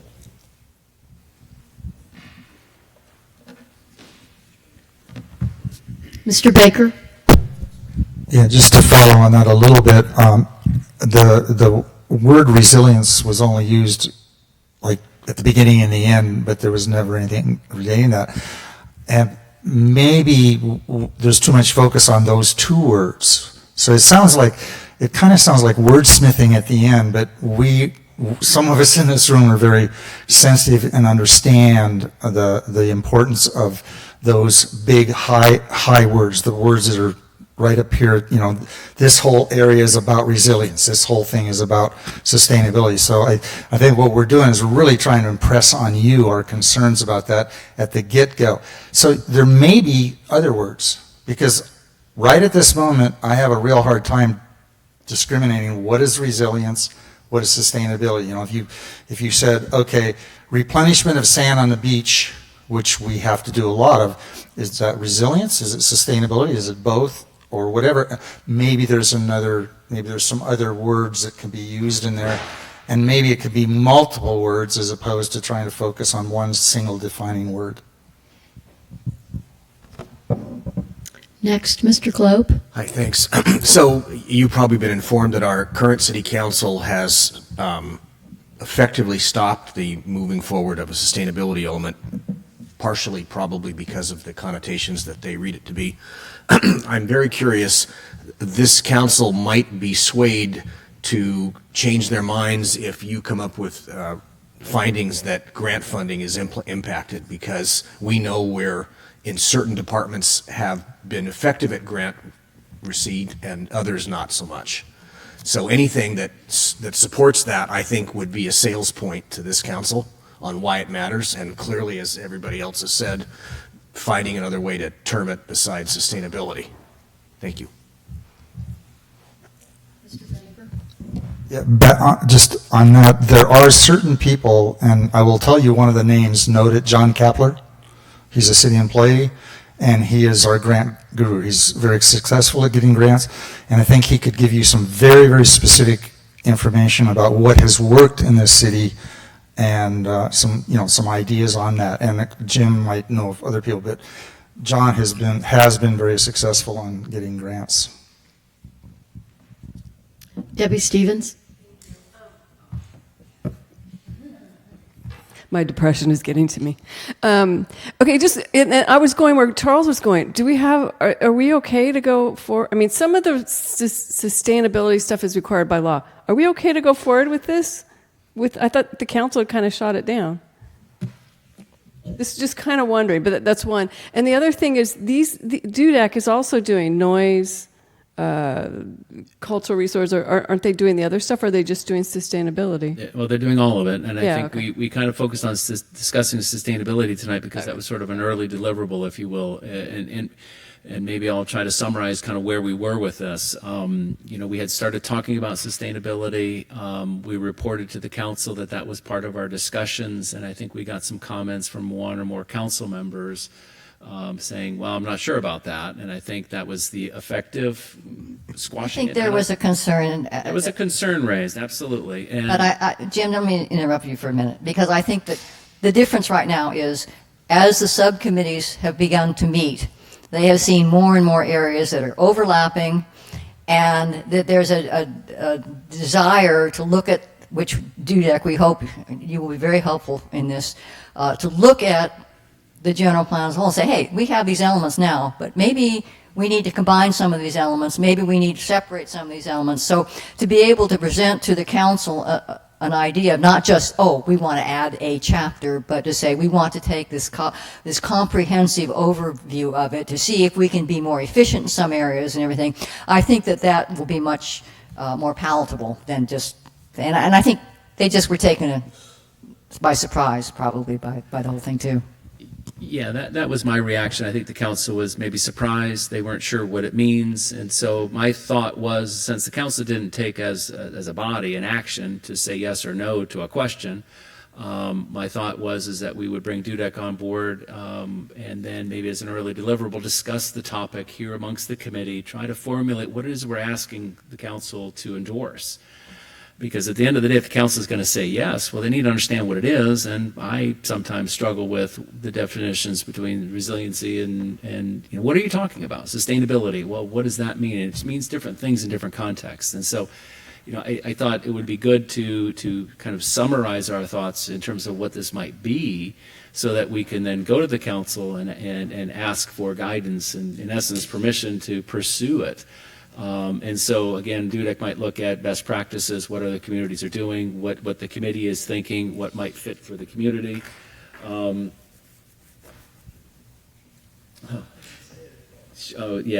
Ben is making note here that that this particular deliverable item was part of the scope of work that the council did approve, and so the council expects this to happen. Camel's head in the tent. And so at the end of the day, the thought is that if we articulate it in a way that the council then could understand what it is you're asking, whether it's an element or whether it's going to be in various different elements. Some of those concepts, I think in order for the council to give direction, they need to know what we're asking for. And I didn't think that the council had a full grasp of it, because I don't think we all did. I still don't. And so, what it all means, I thought is that we spend a little bit of time trying to understand it, put together, 2 pages, if you will, of materials so that the council then can make an informed decision as to how to guide us. So that's my thought. That's what this process really is unfolding to be at this point. And so I know we're focusing a lot on sustainability tonight, but to answer the other thoughts, yes, we're looking at all the elements. DUDEC is not just responsible for dealing with this topic, but they're really going to be guiding us through all the element updates, including the land use element, but just not housing. Right? I have a suggestion, or at least a perspective on this. I think that this council would find this more palatable if this were somehow presented in a way that this is how the city can recover from disasters and economically be in a position to bounce back. That, to me, I think is where they will see a value in this. And maybe if we make that our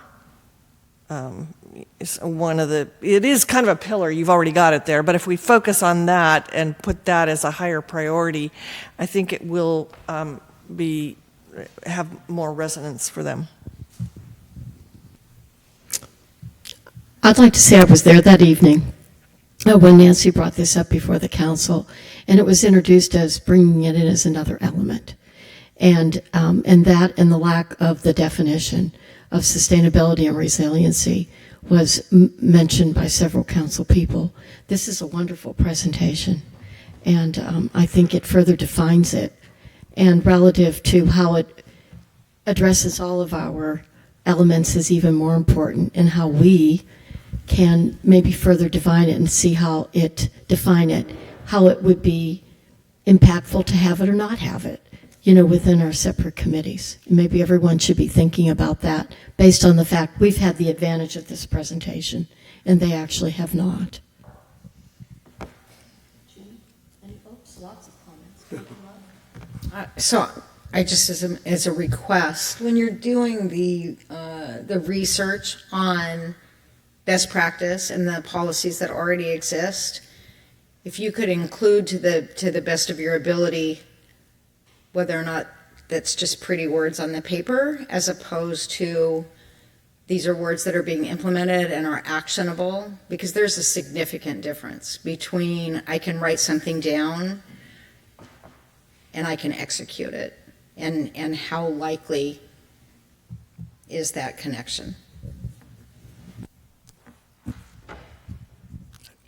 Yeah, I think you're on the right step, but I think this has to be adapted to what's good for Newport Beach or how this affects Newport Beach. These words are hard to understand, and they have to be kind of taken back a little bit and not just emphasize those words and things like that. But what do those really mean to me in Newport Beach?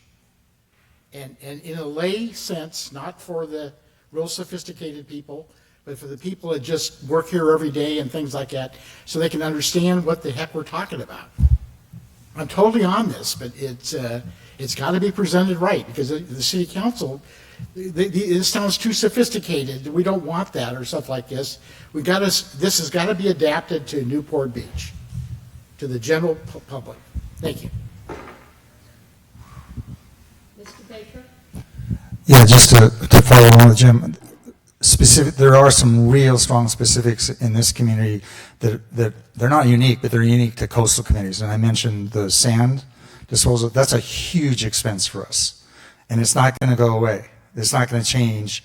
And so part of what I'm saying that is we're talking about building policies, but if we have specific examples of how the element relates to huge expenditures and efforts within the city, that's going to resonate with the council. That's going to resonate with the public, because the public knows the sand goes away. They see it. We have that. We have water quality issues within the harbor. So there are some very specific examples that could illustrate why this element, or maybe not a unique element, but this idea is so important to the community. And without without those examples, everything becomes, to her point, it's on paper, but how does this apply in real life? Where does it really rubber hit the road, so to speak? I might just add one build on that, and it's that I think taking the general plan hat off for a second, I think what we're trying to solve for is like, how do you maintain a coastal city that's known for its beaches that might be challenged in the next 20 years, a harbor and billions of dollars of real estate that are at 3 feet above sea level. And I would actually argue that the comps for the people that are doing that well are not in California. There's very few cities in California, I think, that there are cities out there, but the coastal cities that I think have a similar exposure profile to us might be on the East Coast. And they might not have the concept of a general plan, but they do have policies. And so it might be worth looking at some of those in like a Charleston or Hampton Roads, Virginia, outside of DC. They're also thinking about these things, but it might look different than their general plan. I also think that maybe this is not a separate element of the general plan. This is really, the way you showed this was interesting to me, that this is in every single category that we have to think about. So not so much emphasis on making a brand new section that everybody doesn't like or want to pay for, but incorporate it in everything we have here, because it is. Thank you. Okay. Comments? No? Okay. Shall we move on?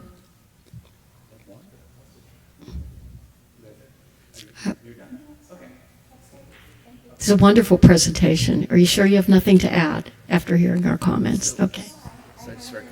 Yes. Brief review. Can we table the reviews for the financial and demographics until the next meeting? Yeah. Okay. All right. And then very quickly, subcommittee updates. Other than land use, I think we've driven that, around the bend. I think we spent enough time on that. And are there any other urgent committee reports that we have this evening? Okay, can we leave those until the next meeting, and please be prepared. Just real quickly, what do we do? We went through all the vision statement. I think that would be helpful for all the others, subcommittees and that kind of stuff. Where are we with that? I think we were turning it over to DUDEC. Was that correct? Jim? Sure, that would be that was my intention. We did meet with the visioning subcommittee of this group, and we had a variety of different thoughts that I put together in a document. And I think that can be turned over to DUDEC just as kind of some initial thoughts, initial starting points, kind of some initial work. But I think the visioning statement is going to be part of what DUDEC is also going to be reviewing and assisting us going forward. So it's early work that was done, and yes, we're going to turn it over to DUDEC, and they're going to help us to take it to the next level. Okay. All right. Thank you very much, DUDEC, and it was nice meeting all of you. We look forward to working with you in the future. Thank you. Okay, moving on to our subcommittee roster list. I assume that you have all had an opportunity to review the roster and committee list. Are there any changes that you don't see on the roster? And Ben, if you have something to add? Okay. Just briefly, this is accurate as of last week when it was disseminated with the agenda. I've since learned of some choices from committee member DeSantis, for example, which were not reflected on here. Sorry, I don't want to steal your steam, but I want to let you know this is not reflective of your recent email. But I did want to also highlight that the outreach subcommittee is listed on that roster. So if there are changes, please email me and I can make those changes offline. Thank you. Okay. I do see her on the list. Okay. All right. Perfect. All right. Yes, our August meeting. Pardon? We obviously would we be thinking of our August meeting? We had agreed in the very beginning of this meeting of this committee that we were meeting on the first Wednesday of the month. Is that when we're meeting, or is it going to be? Jim, do you have anything that? Our typical meeting time is the first Wednesday of the month, would be August 2nd. It's really up to the committee if we can get enough people to agree to come to that meeting. And not 100% sure what's going to be on that agenda other than bringing back these land use policies. And we definitely want to get a land use subcommittee meeting scheduled so that we can have that input. So it may be premature to set the meeting time right now. Well, while you're all here too, it seems to me that in most cases, trying to squeeze a meeting into an hour is absurd. And that we're going to have to just make our meeting later, and maybe not so much later that we don't have an hour to wait or something before it starts. But and to that effect, maybe we can send a notice out to the General Planning Advisory Committee, all of them who weren't here tonight, and just say, hey, don't plan on just necessarily leaving at 6 because the meetings are going to go longer than that. Wait, yeah, that's up to you guys. If you want to start earlier or something, but just to say that we're going to do it in an hour that's not working. I remember at the very beginning we had talked about, I think Nancy had let us all know that we should plan on a longer meeting in GPAC. And maybe, are you thinking perhaps that you should send the steering committee back to its original place, which was meeting before GPAC? Or do you think you want to leave it like it is? We can talk about that at our meeting, but Okay. we benefit from having the information you give us. At least that's my Okay. But just an hour doesn't do it. No. Right. Okay. And I'm sorry about that. My apologies. Could we start earlier? We can. It's really up to the pleasure of the committee. We can pick a date in August if we think that that's going to be the next. We can take a poll tonight if you'd like, or we can send out an email to poll everyone later. It seems to me it's predicated on the land use folks meeting, because that was the biggest thing we had tonight. And as everybody said, we want to visit it after land use makes a recommendation. So it's predicated on land use having a meeting, I think. We should leave it up to the staff to come to us with a doodle poll after you figured out the land use, and then GPAC to meet, and then the steering committee. I think that might be best so that they can get their meeting going and we can adjourn ours. I think it would be good for the larger committee to see the matrix before we sit down at the meeting. It's just overwhelming to try and go through all of that.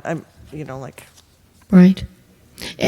And in the future, if staff has something on the agenda like land use, and you're a member of that committee and you see obstacles, can you please let Jim know so that we can maybe mitigate some issues, with the committee before the meeting, and have something a little more like a recommendation from the committee when we have land use on the agenda, ready to go, and everyone to smiling, vote. but half of it is the lobbying the double the density and Yeah. the thing. Okay, it's like, Right. and no give on the other side. So Certainly. So, you lobbed that grenade. well, I did lob that grenade, but let's, and I apologize for that.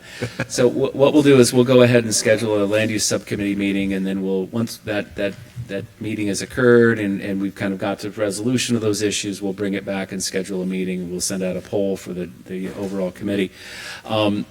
It's our standard practice to publish an agenda with information, and we typically do that on a Friday before a Wednesday meeting, and so we had access to all this information, and I know we're very busy. Sometimes I don't have time to read all the material as well. But do we need to get material out earlier, and would that be helpful? Yes. And we can definitely push it forward maybe another day or two. It really just depends upon when the deliverables are ready and if we can get it out early. I do want to provide a sufficient time for everyone to review the information. And if Friday before a Wednesday is insufficient, please let me know. We can maybe push it out Wednesday or Thursday or Wednesday that week. Okay. Okay, perfect. So we'll try to have the information in advance of the meeting, and we will be notified on the doodle poll for our next meeting, and a land use committee meeting will be established. So moving on to the last item, committee announcements or matters which members would like placed on a future agenda for discussion, action, or report. We've tabled the finance and the demographics until the next meeting, so that will be on the next agenda. Any others? Before I move that we adjourn the meeting, okay? I will remember about the other. Nancy? Nancy, you said we could bring this up at the second meeting too, but at the Aviation Committee meeting on Monday, the staff had attended several meetings with FAA, and they had discussions about considerations. The FAA was considering some things that were very futuristic, that could be things that would be important for us to talk about in the general plan update.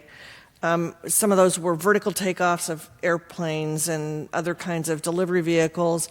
And they're things that we can't really anticipate, but if there's information out there and the FAA is making plans for this, it would be really nice to know what they're talking about. And I don't know who would report on that. I think those conversations... Tara went. Tara, yeah, that's Finnegan. true. Tara might be able to give us some kind of an update. I don't know. I just think it might be good information if it's out there.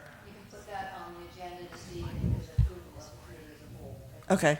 Okay. Thank Okay, you. so aviation update on the next meeting, and Jim will speak with Tara Finnegan about that, okay?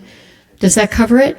I would move that we adjourn the meeting this evening in honor of, and we're very sorry to hear about Catherine Legrand's death, and we'll adjourn the meeting in her honor. In memory, adjourn the meeting in her memory. It was Rich. Rich passed. Oh my gosh, I'm sorry. I heard that wrong. I am so sorry. Wow, okay. I knew Rich very well. I'm so sorry to hear that Rich Legrand has passed. And I move that we adjourn the meeting this evening in the memory of Rich Legrand, who not only donated his time in the interest of our committee moving forward, but also with many years with the City Arts Commission, providing a lot of input and help. So thank you very much, Mr. Legrand. And our condolences to the family members.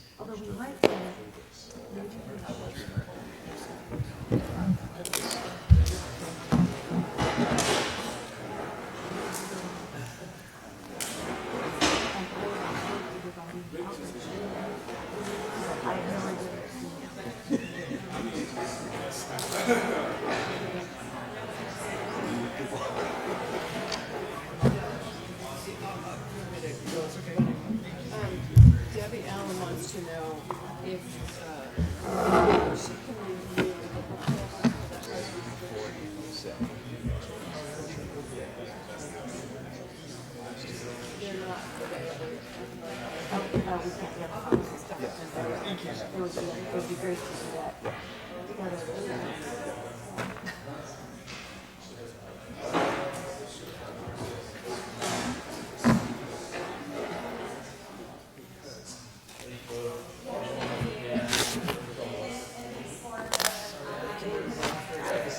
It's not a bad thing. Yeah, exactly.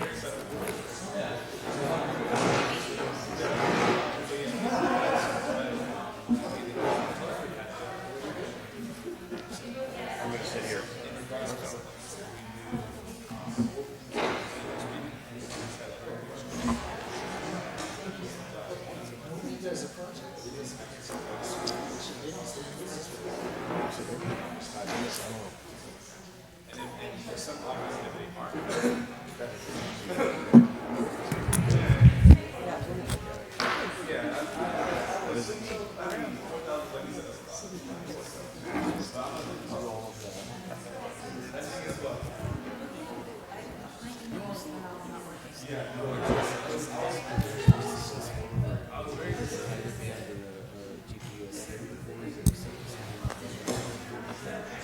We're going to stick it out. We're here. Can you stick it out too? Sure.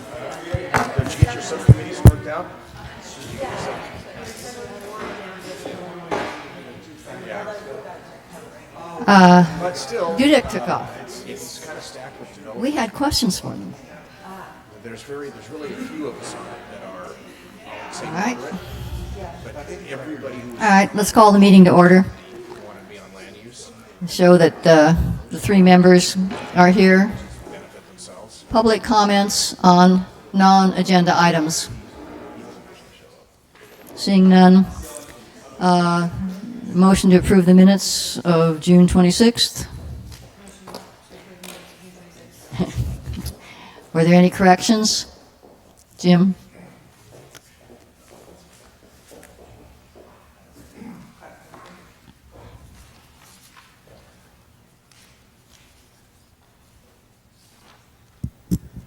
Yeah, if you read them, you might notice on the first page under guests, it refers to Denise DeSantis.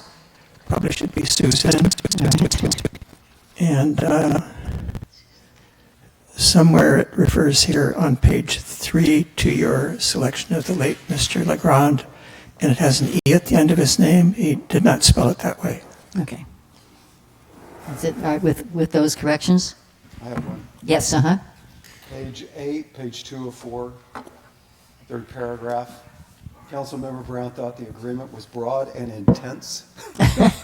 A very intense agreement. I don't remember stating that it was intense. Can we just stick with broad? All right. With those amendments, we'll deem the minutes passed. The land use, I think you guys had some comments. Yes? I have none. But I didn't know that you had some issues or something. For this? Uh-huh. With what was, with the, Oh, Well, the question is, at this point, it's going back. it'll go back to GPAC.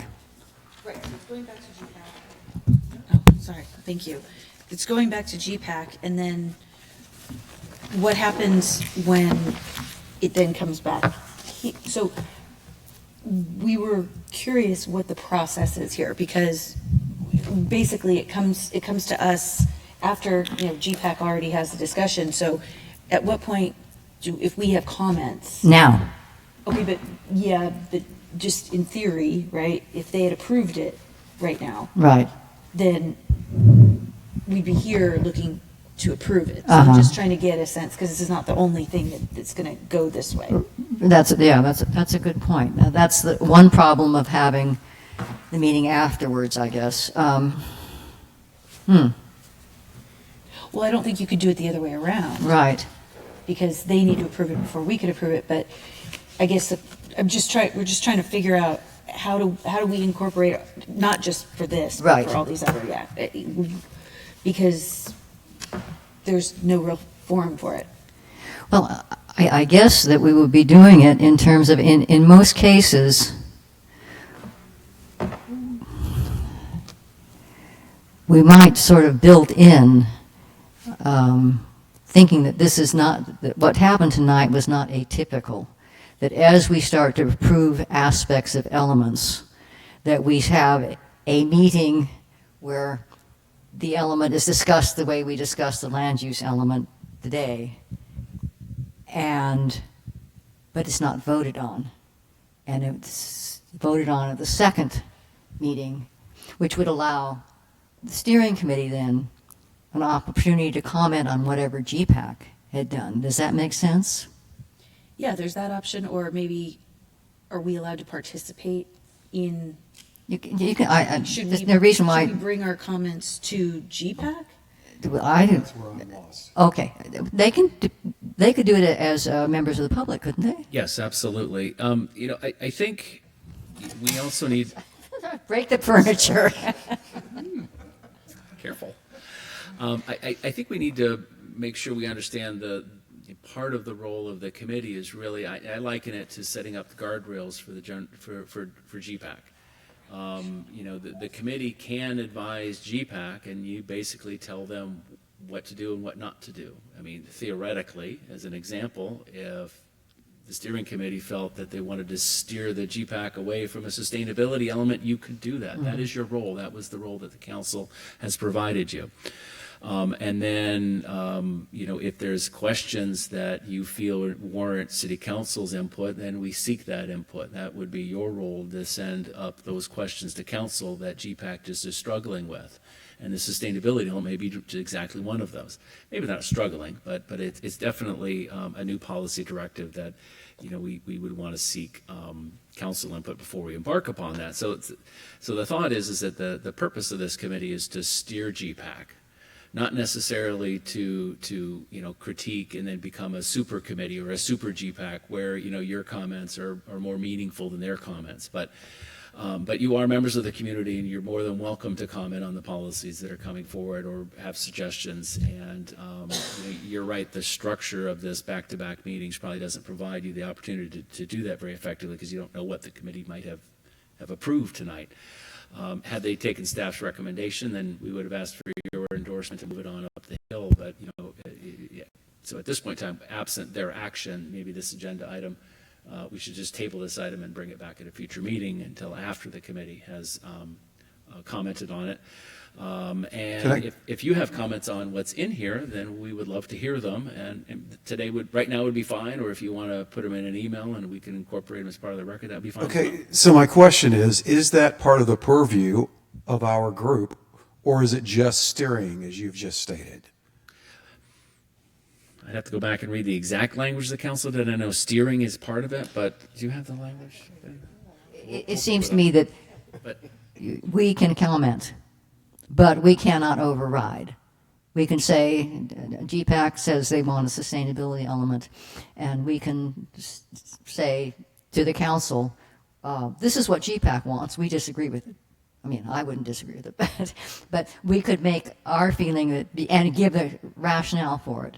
But we couldn't just say, sorry, GPAC, we don't agree with you, we're not going to send it forward. So that's the way I see it. But I also say, I come in all the time and comment on things just as a member of the public, basically. Okay. So do you want to do that now? You want to make some comments for the record, or? I can do this in an email if that's easier and it saves time for everyone. That's okay. Fine. All right.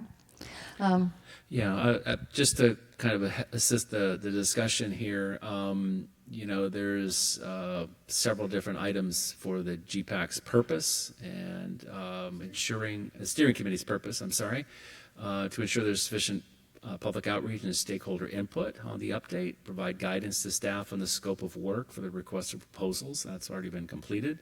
Review responses. That's been completed.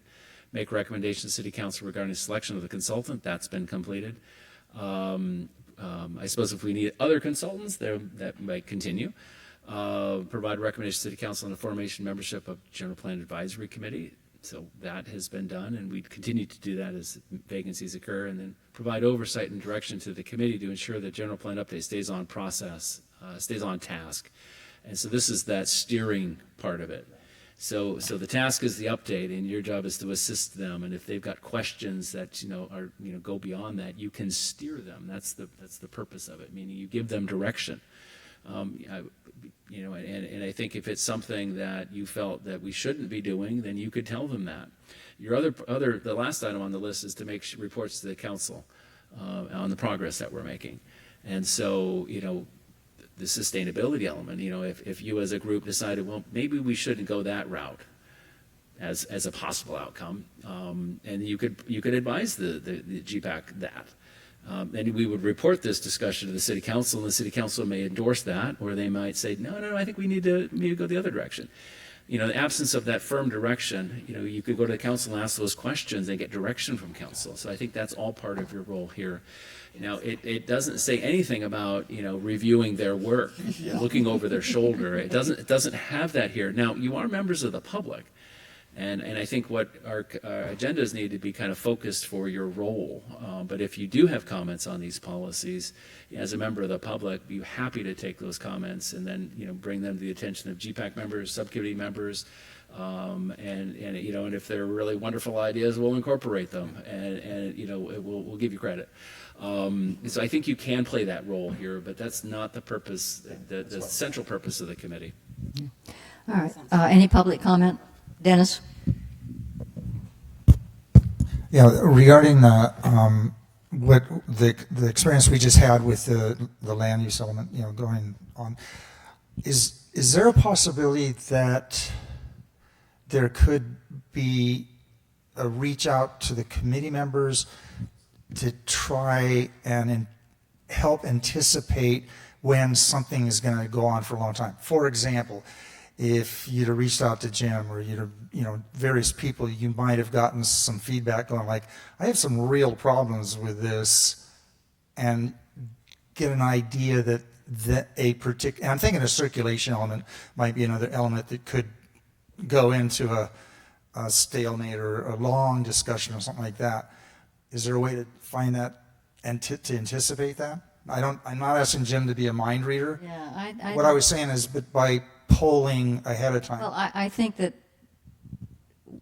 sometimes we'll see that in the subcommittee. I mean, there was what was the issue that was brought back to GPAC because there was no Banning Ranch, because there was no consensus on the subcommittee. And you go, okay, well, there's going to be a discussion then. So at that, I mean, I would think that if a subcommittee member said, oh well, we didn't get any place on this one, then we would know that's probably going to be a longer discussion. But I think that's going to be a tough one. I think we're just going to have to be flexible. I might also add that, it is really hard for me to predict what the future will behold. And polling committee members, it is, we do treat this as a Brown Act committee. So, having a serial discussion about, future agenda items, we really need to do our work in the public.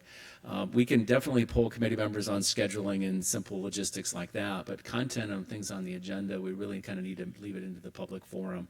And so I think that's part of why we have an agenda item here about, future topics on future agendas. Now, what I will say is that in the GPAC context, we've got that same agenda item there, and the entire general plan update is all of the elements are on the table for review and update. The housing policy and the housing element are really the one exclusion. And we're going to be, having to do that guide us on that. So if committee members have issues on a particular topic they want to bring up, they should let the committee know, and we can let the consultant know, let staff know, make sure that there's an issue that somebody wants to be addressed, and we'll make sure DUDEC looks at those questions and brings it up in the proper context. Any other public comment? Jim? Yes. You may recall Dennis made a comment earlier this afternoon at the Natural Resources Subcommittee meeting that it would be useful in this process if there was sort of a central repository. I'm getting to that. Visit for I will get to documents. that. So in my case, it would have been helpful if the output from the last land use element subcommittee meeting, which I was not able to attend, had been posted somewhere so one would know what was coming to the GPAC a week ago or 2 weeks ago. Although this agenda came out on Friday, also at 5 o'clock on Friday came out the agenda for the Aviation Committee meeting, which was held on Monday night. So my entire weekend was spent trying to prepare for that and write comments for it. And therefore, I kind of just had yesterday with the 5 o'clock deadline to think about what I thought about what was being presented here. So that is a problem that people find themselves in, at least me. And then as to the earlier question about what the resolutions say, my device here just went blank, but there is kind of a disconnect, as sometimes happens, between the two resolutions. So the one creating the GPAC says that our role is to make recommendations. We're the ones that are supposed to make recommendations about changes to the general plan, but our recommendations are not to the council, they're to go to you, and then your resolution doesn't say what you're to do with them. So we just ignore them.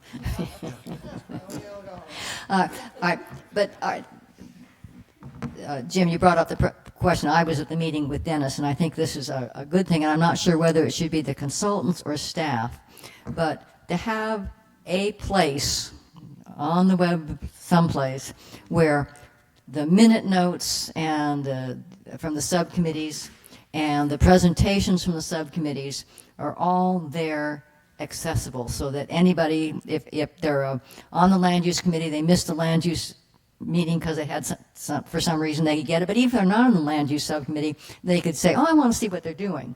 So I think that's an excellent idea, a way of everybody keeping up. Not everybody will use it, but those that really want to get up to date. And as you say, then you can have it, those minutes would be right, then make the notes not probably the same next day or something. And so they would be quickly accessible and wouldn't have to take a lot of time. So as I said, I don't know whether that'd be the staff or the consultant, but it'd be something we need. It'll be a little bit of both, but primarily on the consultant's shoulders. One of the deliverables that they're doing is obviously that outreach plan, but also the website and using the kind of the continuation of the branding that we have already started. But all of these meetings would be there. The agendas, the minutes, the materials, the presentations would all be there. Okay, not just the GPAC meetings, but the subcommittee meetings, the Yes. notes from there, and as I say, the presentations. I think that would be. But I mean, I know that both of my fellow committee members here have a hard time getting during the day to a meeting, but often would like to have more than my notice of saying, oh yeah, well we talked about this or something. So that would be really helpful. So maybe next meeting you can tell us how that will work. We will work on that, yes. All right. Any public comment on that? Okay. Introducing DUDEC. Well, they did a thing. I'm sorry. I was hoping they were here, so you might have some questions for them about outreach and everything, but they split. So that's it. Potential. We may want to ask them. I mean, they may, depending on what the agenda is on an ongoing basis. Sorry. We may want them to stay for. Oh, definitely. Yeah. No, I think we'll clarify that next time. Yeah, I apologize. I had misremembered what the agenda item was, and they asked to go, and I gave them permission, and that was my bad on that. We obviously met them, but if you folks have questions, feel free to let me know what those are, and I will make sure that they address them. Okay. And then are in attendance at future meetings. So I apologize for that. That's all right. Any public comment? All right. Potential future speakers or topics for GPAC. This came about. Susan DeSantis was saying that she had read this book by, I guess you'd call him a futurist, about all these technology things that he thinks are coming.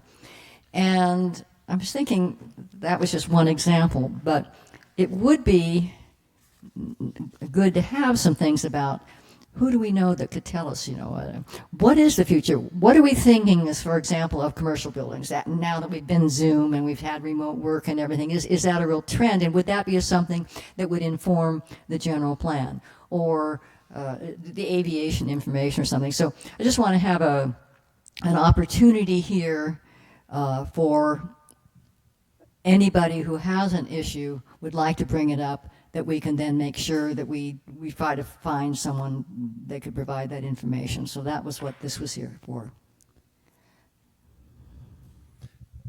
Have we had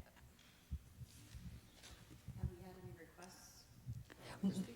Well, Nancy, we had two. We've had the one for the budget, which was kicked over till the next meeting. We've had the aviation, and then, as I say, Susan had this sort of general thing about future stuff, and we'll try to get her more specific. But just things may come up that say, gee, I mean, I was looking at in the paper something about how Santa Monica had done so well with its seismic retrofit, and I thought, well, we'd had a presentation on seismic issues in one of the subcommittees, but we didn't really talk about, have we done a good job on retrofitting? And maybe that's, that sort of thing might come up, and we say, oh, that would be good to have at least a 10-minute catch up on that. Well, I can tell you that the unreinforced masonry buildings have all been seismically retrofitted. Okay, That well, was we don't done need it then. probably 20 years Yeah. ago. And many of the buildings that were built, there aren't many retroactive building codes for that. There really aren't. And I think going forward with the new building codes, that's where you get, maybe a more resilient community when they're built to current codes. And I think what you'll find in a significant earthquake, the newer buildings are going to fare a lot better than the older buildings. It's a good thing that wood frame construction. I works know, really mine's well. just going to collapse on top of me. But at the subcommittee meetings, we've just been having kind of impromptu discussions by city staff and on topic items, just to kind of get people engaged with what the safety element does and what the recreation element does, and I think we'll try to continue that. But we don't have organized presentations that we can put to the website. It was just a general discussion with the Recreation Senior Services Director and his staff, talking about recreational opportunities. Right. So anyway, there's an opportunity here if anybody wants a public comment. Nancy? I attended CDM Chamber of Commerce meeting, and they had a speaker who was a professor from UC Irvine who taught courses on AI and how that was going to impact a lot of things, not only jobs, but national security and other stuff, he had a really big picture of this, but maybe there are some professors at UCI, and you might know, Dennis, more about those professors than I do because you have a lot of connection with that. But there might be some professors locally here that could come and give us some idea about what is the future. You know, I don't know. I mean, we're trying to lay out a general plan here and give it enough flexibility to address those things that could come up. And yet, I think that me and probably others are resistant to leave too much flexibility because we don't want it to be taken advantage of. So if we had just, some guidance, I think it would be helpful. Dennis? Yeah, on that point, actually, I think he spoke at the library many years ago. Jeremy Rifkin, I don't know if any of you know that name, but he's a futurist, and I recall some things that he said that would have been very, very pertinent. One of them had to do with solar power generation and so on and so forth. And I don't think we're going to get a Jeremy Rifkin coming, but they're called futurists. They actually have that name, and they're not crystal ball futurists. They're people who actually are knowledgeable about trends and so on and so forth. And there might be that resource at UCI. And along the idea of an expert is kind of associated with that. One of the terms that is starting to make me a little crazy is bottom line for builders. It's what? Bottom line for builders. Okay, in other words, Jim, you use that term quite a bit. Other people use it. I totally agree. The builders are they're in business to make money. They can't be in business and lose money. But Tony, I think, is the only one that on the committee that's an actual developer builder, and so I give a lot of credence to when he says something. But when there seems to be a lot of disagreement on the bottom line. In other words, who can build what, even amongst the builders, so like Persine and so on. So I think that would help too. It may not be at the general GPAC meeting level, and I don't know whether the land use committees had those people, but I think it's really important rather than to assume that at 15% or at 20% or 5% and all these other numbers that are thrown around all the time, because there's definitely a lot of disagreement on that, and maybe some of the experts in the field, the people who actually have to meet that bottom line, would be valuable. Okay. Good enough. Any other comments on that? All right. Report? Oh, Jim, I'm sorry. Yeah, for future topics, I assume we've not lost sight of the topic. I guess Judek would be presenting on that about potential different structures for general plans and whether our plan is optimally structured or there are new, more modern alternatives that might be better. That would be a good topic. And then a second topic that I think would be useful also, and perhaps they would be the ones to present that, is to clarify for the GPAC what a general plan can do and what a general plan cannot do. Because my impression is a general plan is supposed to be a blueprint for a city's development and how to cope with that development. And so the policies would be related to that topic.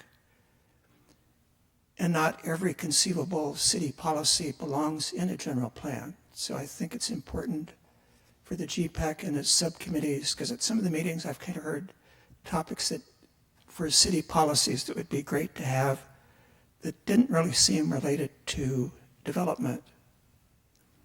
And so I don't think it's a package for all city policies, like how long the comment period should be at city council meetings or something like that. That's not something that belongs in the general plan. And I think there are many other city policies that probably the general plan is not the place where they go. So understanding what a general plan does and what it does not do seems to me an important topic, since most of us who are just average citizens who've showed up here may not have a clear picture of that. And maybe I don't have the correct picture of that. I don't know. It seems an important topic to me.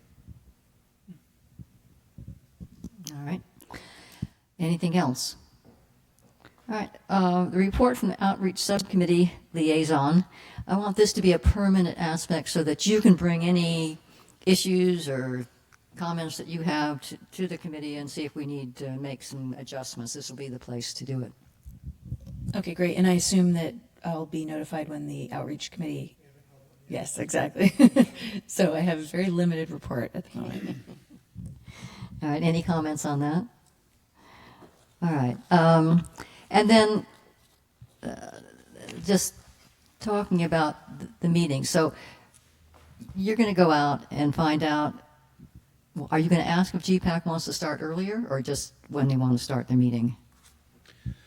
We can poll the GPAC to see if they want to start earlier. Because I really want to make it clear to them, and I didn't know whether it should come from staff or it should come from our committee, of just saying, hey, be prepared for often an hour and a half to 2 hour meetings at a minimum.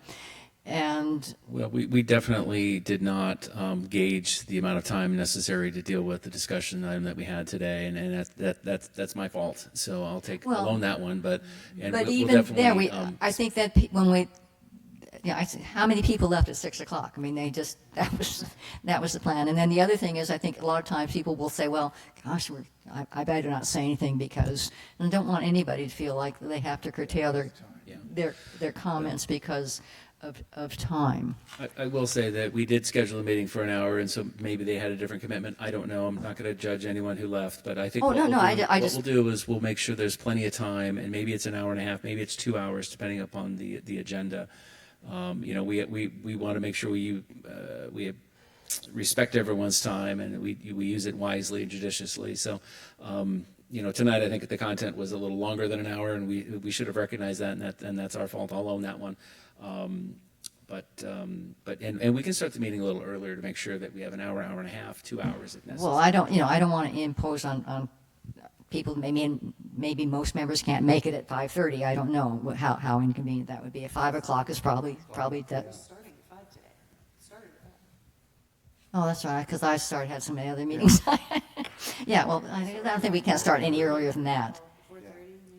I don't know. That may be tough. We'll give some thought about the scheduling of the meeting. I mean, there may be a thought that we do the GPAC on Wednesdays, and maybe we do the advisory committee, the steering committee, maybe a week later, and so there may be a week between, and that might be something we want to think about.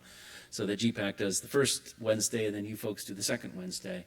And I know we've been a little fluid with the schedule because we've been kind of meeting as necessary. We couldn't meet earlier in July. We could only meet today. And so those issues may come about. And so, I want to make this efficient for you and for the committee. And if it warrants, some additional time, and maybe we How do you feel about that, of breaking it up? I don't care. It makes no difference to me.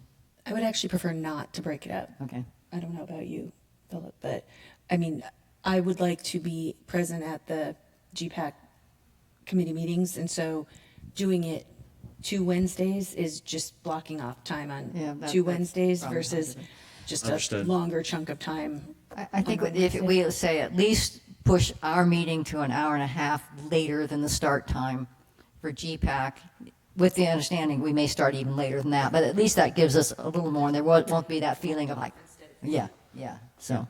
I think what we can do, is have a set start time for GPAC, and then we can actually do. I got to check with the city clerk to see if they can do this, but we can start on or after a certain time. So maybe it's an hour, hour and a half. So it'll either start at 6 or it'll start shortly after, and maybe we can write a start time that makes sense, because at the end of the day we got to make sure whoever's reading the notice understands.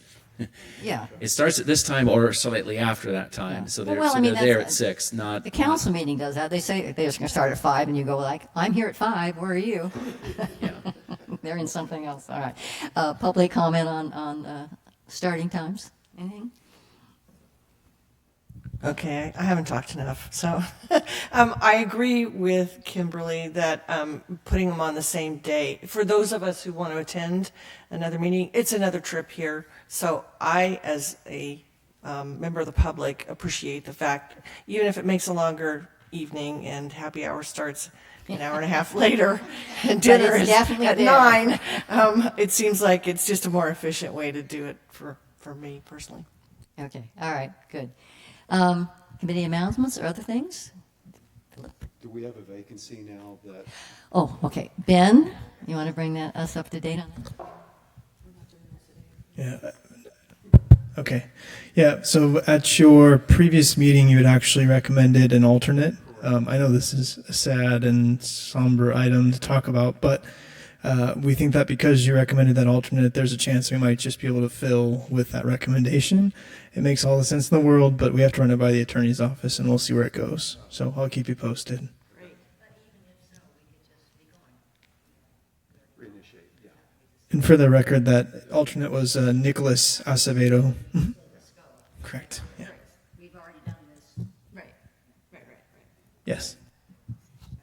Any other public comments?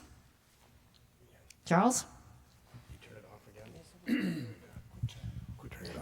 So at a previous meeting, you talked about talking to folks that were on the GPAC that haven't participated.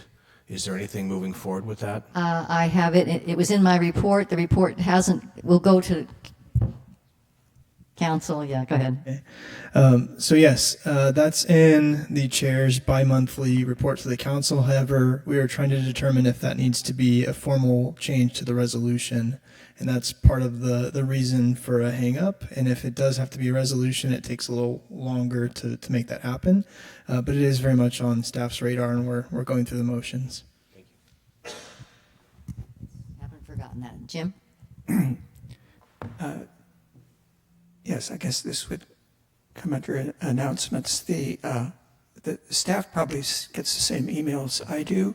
We're concerned about public engagement here, and I got an email earlier this week that the Institute of Local Government is having their public engagement training session, a 2-day thing next week on July 26 and 27. It's an all-day virtual training. I don't know if the city staff has done that before. Public engagement training put on by the Institute of Local Governments, which is the advisory body to the League of California Cities and the League of Counties and Special Districts. So perhaps they've had the training before. It comes with a virtual lunch, I guess.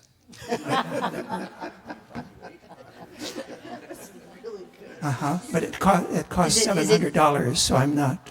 Is it just for employees? No, anybody who wants to pay $700 can have their training on public engagement, which sounds relevant to our enterprise here. It does. So I will leave that to staff to follow up on.